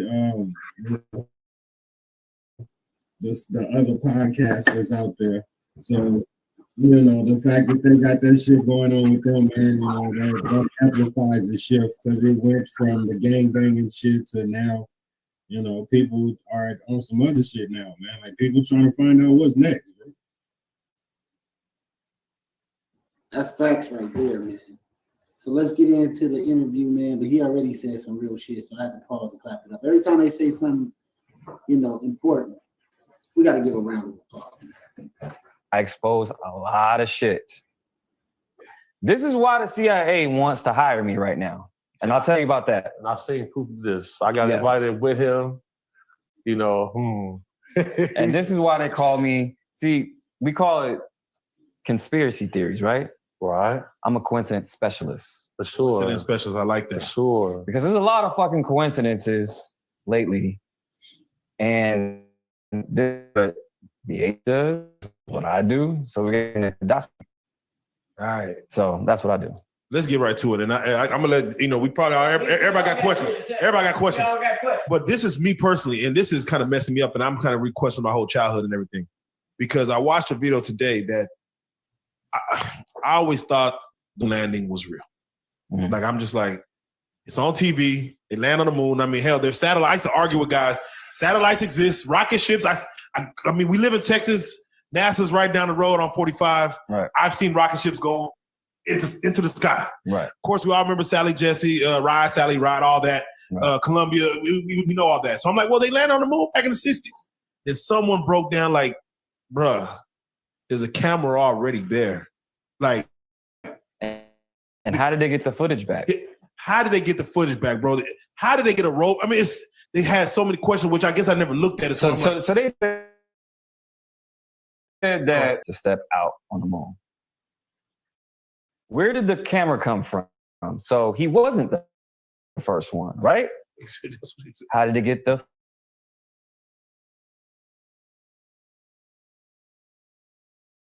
back? And that little right here, then that whole entire operation. Is that what you're doing? And they haven't done it again. And they haven't done it again. And they're actually trying. I'm like, I always tell people this. We went to the moon, just didn't show the proper footage. Have you ever seen that movie, Fly Me to the Moon? I started it, didn't finish it, but it's definitely, I need to watch it. They always show you in the movies. I always say that. So when it comes to movies, it's propaganda, okay?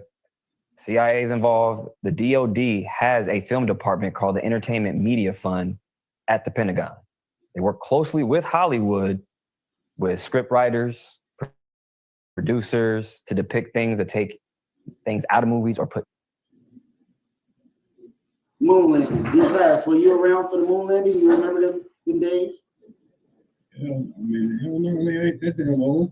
But nah, I do remember them talking about it though. Like, of course, they talked about it in school, but it's like, I mean, shit, I felt like some people kind of had a problem with that shit back then when you was learning it, bro. But you know, you can't go against the grain. Shit, you trying to get up out of there. Facts. So, do you believe that it was a real moon landing, or do you think that they did that at a studio in Hollywood? Man, I think it was bullshit. Because my thing is like what they say, if you could do the shit once, why you can't do it again? Like, as far as we have came in technology, you mean to tell me that y'all was able to do this shit in the 60s? Like, come on, bro. You right though. If y'all was able to do it in the 60s, why aren't y'all able to do it in 2025? Why every time a rocket go up, it does like this? That's what I'm saying. Like, come on, bro. Like, that's crazy. Like, the fact that you was able to do something in the 60s and you're still not able to do it today. Like, you could use satellites, you could use all this shit to catch criminals and all this shit, but you can't shoot a little needle in the sky. Let me tell you my theory where rockets go. They go to somewhere that's probably like Mars, but it's here on Earth. Have you ever heard of Antarctica? Yeah. Do you know about the ice wall? Yeah, to an extent. So you ever heard of Admiral Byrd? Red's familiar, but been a while. Okay, let me brush you up. Admiral Byrd is a famous explorer who was admiral of the Navy, and they sent him on a mission, which was Operation High Jump, where he went to go explore Antarctica. He flew a plane over the South Pole and went into something that he thought was a cave. It turned out to be a whole city of crystal with some type of aliens. You never heard this story? No. Okay. Have you ever heard of? I mean, so you saying he went in a cave and he seen some aliens inside of a cave? He went inside of the cave. The cave ended up having lush green grass, its own sun, its own sky. It had dinosaurs under the ice in Antarctica, where nobody is prohibited to go, where every country has a treaty in it, where nobody really knows much about it all. Other than the only thing we know about it is they got penguins there, and we just recently found out it's 132 volcanoes under that ice. In Antarctica. In Antarctica.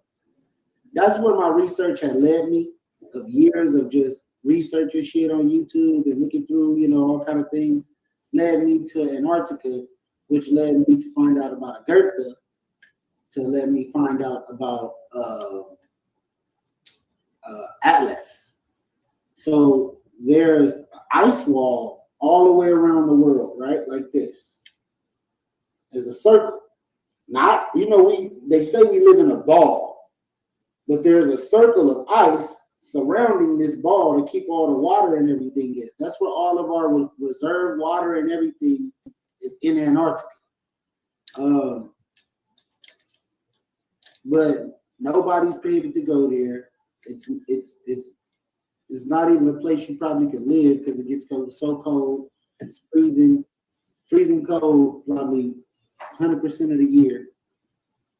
And if those glaciers ever melted, the whole earth would be fucking would drown. You get what I'm saying? You never heard of like, oh man, the ice is melting in Antarctica, global warming, and the sea level is rising. You never heard them say that on news or anything like that? Man, it's been so long since I didn't heard some shit about Antarctica. You got too much other shit going on. You listen to the news. Yeah. So I gotta show you these old maps and shit where they have holes in the ice wall where you could go beyond where we've been at. It's like, so if we're in this globe or whatever pear-shaped thing it is, or kind of look like a snowman if you like me, we only in this part of the boat. If that's surrounded by ice, then it's another part of the bubble that you can get to, but you got to go through these ice walls to get there. And then there's another part that we've never been to, like me and you never been to. We know nothing about. They don't talk about.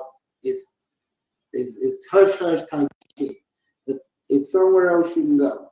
That's bigger than our continents and what we live in. Then there's something a little bigger than that below it.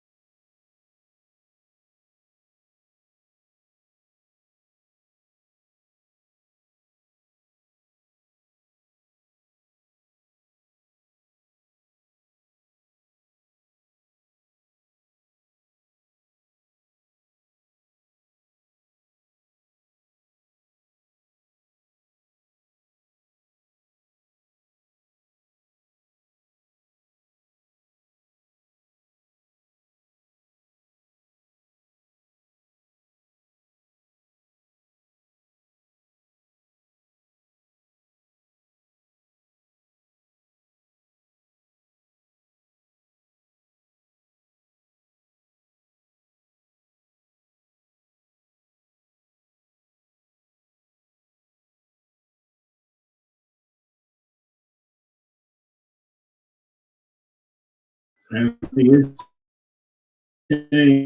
changed from when I was in there. When you go to boot camp, you were in boot camp with people that either wanted to be there or was forced to be there. Because you had people that had the option to either go to jail or go to boot camp. Okay. So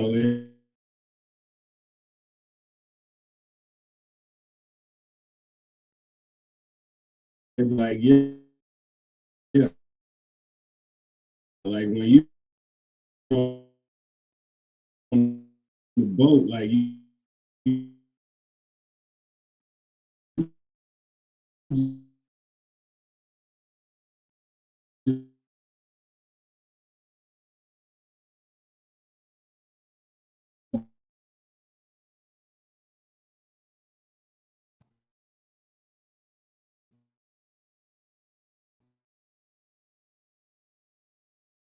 most people that just say